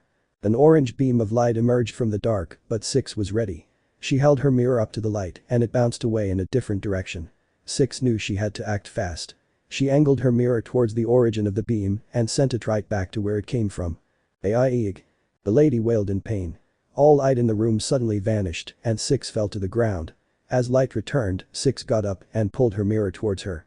She picked it up, firmly holding it. Her plan had worked. Now with a weapon, there was no way she was backing out now. She called out for her friends. "Mono!" she yelled. Out of everyone, Mono was the one she was most worried about. Not just because he was her first friend, but because she saw he was wounded earlier. She called out again and heard him call back. Once Six heard Mono's voice, she ran towards it. The lady would have heard him as well, and Six had to get there before she did. Six suddenly saw Mono's silhouette in the darkness and ran to him, making sure she didn't drop her mirror. "Six. Are you okay?" Mono yelled. "That behind me," she replied. This was no time for reunions. This was the time for action. Six saw the lady's figure pass by them from the safety of the dark and held up her mirror. "Where did you get that?" the lady screeched. "Where did you get that?" "Come closer and I'll tell you," Six said. She was feeling confident and capable now. Six knew she had to antagonize the lady in order to draw her close, and with her newfound power against her, she had no problem sounding cocky. "Give it to me," the lady bellowed, rushing at Six. Six held the mirror up to the lady's mask and she suddenly screamed in pain. The light went out and everyone fell backwards. Six stood back up and instantly looked for Mono. She saw him lying on the ground, clutching his side. Six rushed over and helped him up to his feet. "Are you okay?" "Yeah, Win's just my right side." Six put Mono's left arm around her shoulder, but then she remembered. Her mirror. Six darted her eyes all over the room for her mirror and saw it just a few feet away. She started walking over to it, pulling Mono with her, but she was too late. The lady loomed above them, looking down with her fuming orange eyes. "I guess you forgot about something," she teased. "If you care for your friends, you'll end up losing your life for them. How sad." The lady's eyes burned brighter with an orange beam charging up and Six braced herself for the worst. "Aoog." The lady wailed and Six opened her eyes. The knight let out an abyss shriek and made direct eye contact with Six. "Take, Mono," she yelled. The knight dashed over in a burst of black energy and Six dove straight for her mirror. "Ancient enemy." The lady bellowed and charged up another beam of light. But just as she released it, Six held up her mirror and the beam went straight back at the lady. She wailed again and everyone was sent backwards. Six got up and instantly went for the mirror. Once she had it in her hands, she looked for Mono and the knight. To her relief, the knight was standing right behind her, holding Mono's arm around its shoulder. While Six was relieved that Mono was okay, there were others who needed her help. She called out into the dark, hoping for someone to respond. She knew the lady would hear her, but the others would hear her as well. Six called out again, but no one called back. But someone did respond. A series of red flames flickered about in the distance, sparkling like firecrackers. Six made her way to the flames as fast as she could, with the mirror weighing her down quite a bit. Luckily, her slowed pace was perfect for the knight to keep up with her while it was holding Mono. Upon getting closer to the flames, Six was able to make out the Grimchild spitting its fireballs everywhere while floating above a collapsed Seven. The Grimchild saw Six in the distance and started spitting even more flames. To Six, the Grimchild seemed desperate to save Seven. As she inched closer to the Grimchild, the orange eyes of the lady loomed over it and its collapsed bear. Six moved even faster, almost dropping the mirror as she attempted to run with its heavy weight. The lady reached her hands out to the desperate Grimchild and her palms swelled up with light. At the very last second, Six reached the Grimchild and reflected the lady's light back at her mask. "Bye-eeg," she screamed. Everyone was sent back, as Six had come to expect at this point. Instantaneously, she reclaimed her mirror and looked for everyone else. She found the Grimchild and kneeled down in front of Seven. She tapped him, poked his eyes, pulled his hair, until finally slapping him in the face. Seven jolted awake and winced in pain. "Oh, what happened?" he asked. "We don't have time to talk now. Can you walk?" Six hastily asked while looking out for the lady. I think so." "Good, now get up. We're not done yet." The Grimchild helped Seven to his feet, at which point he could walk on his own. Six double-checked for Mono and the knight and saw them right behind her. Everyone huddled close and searched the darkness for Hornet. As she stepped on the cold wooden floor, Six felt a small strand of silk at her feet. She looked down and saw multiple strands, leading to a converging point. Six followed the silk, with everyone close behind. The Grimchild spit a flame out ahead, allowing Six to see a faint image of Hornet. The Grimchild spit out another flame, and Six saw Hornet was barely able to stand, using her needle as support. But Six's attention averted from Hornet as she heard the lady cackle from behind. Six moved to the back of the group while everyone continued their way to Hornet. The lady cackled again, catching Six's attention. This wasn't her usual eloquent giggle, this was a hoarse shrill cackle, similar to that of a witch. But Six didn't have time to focus on laughter, she had to focus on the fight at hand. The group reached Hornet and the lady suddenly lunged out of the darkness. Six quickly hid behind her mirror and the lady retreated from its hideous reflection. Six lifted her head up and looked around for where the lady would be next. She heard a cackle and moved to the other side of the group to meet it. Just in time to see the lady face to face again. "Bye." The lady shrieked as Six held the mirror up to her masked face. The lights went out again and everyone regrouped after being sent back again. "You." Six turned her attention to a hoarse voice in front of her. "You little pest." The entire room illuminated as the lady's anger reached its climax. "You're nothing. Nothing. Nothing but a hideous rat, scavenging for rotten scraps and backstabbing anyone who gets too close to you," she bellowed. "You're wrong," Six replied. "I'm no longer a rat. I'm someone who has made mistakes and learned from them. I'm not a lone scavenger, I'm a hunter traveling with a pack. And above all, I am no longer a backstabbing traitor." Each word Six spoke, she took a step closer toward the lady. "I've always thought that I was alone in this world, with no one to look out for me and trust me. But I've never been alone. I've always had Mono, the knight, and everyone else by my side. I chose to push them away for the longest time, but I won't any longer." The radiance roared out, forcing Six to her knees. As she stood up, the force of the light sent her backwards, but before she could fall, a hand pressed against her back, followed by another, and another, and another, and a head. Six looked behind her and saw everyone holding her up, helping her stand against the force of the radiance. She smiled and turned back to face the radiance. "It's not me who's nothing, it's you," she said. "You're nothing. Nothing but a helpless moth drawn to a flame, only to be burnt up. That's all that you are." "No." The radiance bellowed as she increased her light. "I will not be forgotten," she yelled. "Sorry," Six replied. "Looks like you just might." The knight leapt up from behind Six and broke free of its shell. Using its tendrils, the knight tore open the lady's mask, exposing the light of the radiance. Six held the mirror up to the exposed light, with everyone pushing against her back to resist the crushing force. The radiance screamed and her essence flew from the lady's face, disappearing into the darkness, forever. DH3CH32. Hunger destroys. Six slowly opened her eyes. Everything was dark. The only sound in her ears was a loud ringing. "SCX. Six," someone said amongst the ringing. Six looked up but couldn't make out the figure above her. It was so dark that she didn't even notice her vision was blurred. Eventually, her eyes adjusted and the blurry vision faded away. Able to see clearly again, she looked up to see Mono above her. "Mono," she said in her best attempt to speak. "What happened?" "We did it," Mono replied. "The lady's down and the radiance is gone for good. We did it, Six." "You did it." Six smiled slowly. She did do it. She finally became someone who others could count on. Finally. Mono helped her up to her feet, but she couldn't stand up straight just yet because of her pain. Everyone around thanked her, while minding her personal space of course. Everything felt calm. For once, Six felt like there was nothing to fear. As if everything bad in the world had just disappeared. "Everyone," Hornet said all of a sudden. "I don't think we're done yet." Still hunched over, Six followed Hornet's gaze and laid eyes on the lady. She was struggling to get up. Her mask had fallen off. She looked completely helpless. Something about seeing the lady in this state brought a strange feeling of joy and satisfaction to Six. After all the torment the lady put her through and how formidable she made herself seem, she was now helpless. Completely vulnerable and defenseless. As Six glared at the lady, a black wind filled the room and circled the lady in her wounded state. "Her powers returning to her," Hornet suddenly said. "If she is restored, then there might not be a second victory here." Hearing that, Six looked for her mirror, only to find it in pieces on the floor. Their only weapon against the lady was broken. Six didn't know what to do. They had to defeat the lady now, but all of them were too weak to do something. Even Hornet couldn't stand straight at this moment. What were they to do? The knight stepped forward. Mono and Six looked at the knight as it stepped towards the lady. What was it doing? As it walked closer and closer to the lady, the knight looked back at Mono and Six. "What's going on? What are you doing?" Mono asked. "It's going to contain the lady's power," Hornet answered. "It's hollow, it can contain the lady's malicious power inside itself." "But what will happen after that?" Mono asked. "Won't containing the lady's power inflict hunger upon it again?" "If the lady's power gave it that hunger, then I'm afraid so," Hornet replied. "No." Mono yelled. "I won't let that happen. Not again." Mono stepped forward but almost collapsed. "I can defeat her here and now," he said. Six knew he was lying. Mono couldn't even pick up his ladle, he was so wounded. The knight walked up to him and put its hand on his shoulder.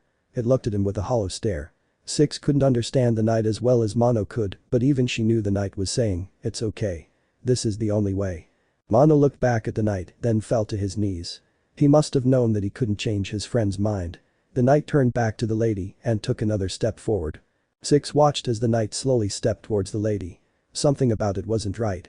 There must have been another way. There had to be another way, there had to be. And there was. As Six stood up straight, she fell to the ground again, but not because she was hurt. It was because of her hunger. A growl from her stomach filled the room, catching everyone's attention, even the knight's. 6. Oh no. Someone find something to eat. Mono panicked. I see something I can eat, 6 said. She looked straight at the lady and stood up. 6 No. Not you too, Mono said. Would you rather I eat you again? Mono said nothing in response. I'm sick of letting this hunger control me. This time, I'm the one in control, 6 said. But 6, Mono said. Won't that make you turn out just like the lady? 6 paused for a while. I don't know, she said. But I won't eat any of my friends. 6 knew that if she let the night consume the power of the lady, then she would be contradicting the very reason that she stood up to her in the first place. Because she wanted to be someone her friends could count on. And as for her hunger, it was hers and hers alone to bear and suffer from. She would not let the night inflict such a pain on itself. As 6 limped forward, she locked eyes with the night. With one look from her, it headed a resolve. It nodded and stepped out of the way. 6 kept on limping towards the lady, and her hunger grew stronger and stronger. Well, look at that, an all too familiar voice said. You're finally doing something good for a change. Yes, I am, 6 thought. Shadow 6 smiled. It's about time. As 6 reached the lady, she felt the greatest hunger she had ever felt in her life. She looked down at the helpless little lady and smiled, letting drool leave her lips. Before the lady could even look at the monster in front of her, 6 sunk her teeth into the lady's neck and ripped off her flesh. As the lady screamed, 6 kept eating, making sure that there was no way for the lady to even breathe.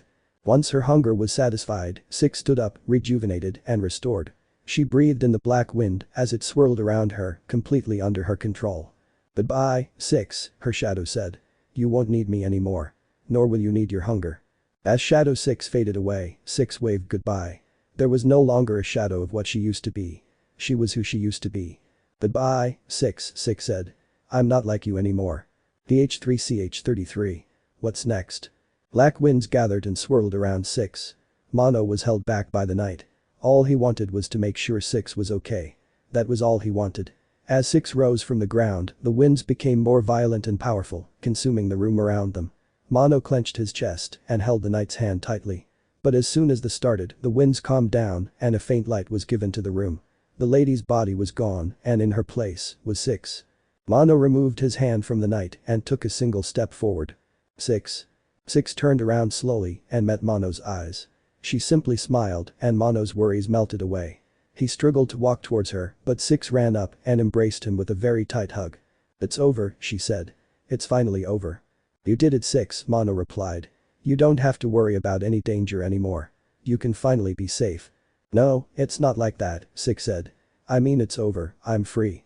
Free? Wait, does that mean? I won't have to eat anyone anymore. I won't have to worry about my hunger. I'm free of it. That's great, 6. As they hugged, the knight walked up to 6. She broke the hug and they both looked at each other. They had both been lifted of the curse that the maw inflicted upon its inhabitants. They both understood. The night hummed its musical tune and 6 couldn't help but break out into tears. Mono smiled at the whole thing. Both his best friends had finally gotten along without any trouble. Hornet stepped in to deliver more good news. I don't smell the infection, she said. I believe it's safe to say it has left the maw and possibly all of this land. So we did it? 7 asked. By the looks of things, yes, we did. Alright. 7 yelled, jumping into the air. The grim child fluttered around, happily chirping along to 7's cheers. Mono looked at everyone and smiled even more from under his bag. Everyone was happy, everyone was safe, everything was just perfect. When the cheering and chirping calmed down, everyone was left with a small silence. So what do we do now? 7 asked. The question sat amongst the group for a while, no one knowing exactly what. Then, the grim child chirped and 7 got an idea. Oh, you're right. He said. I need to finish the ritual. I have all the flames, we just need to get back to Grim. 7 looked at the knight and approached it. Would you like to come along? He asked.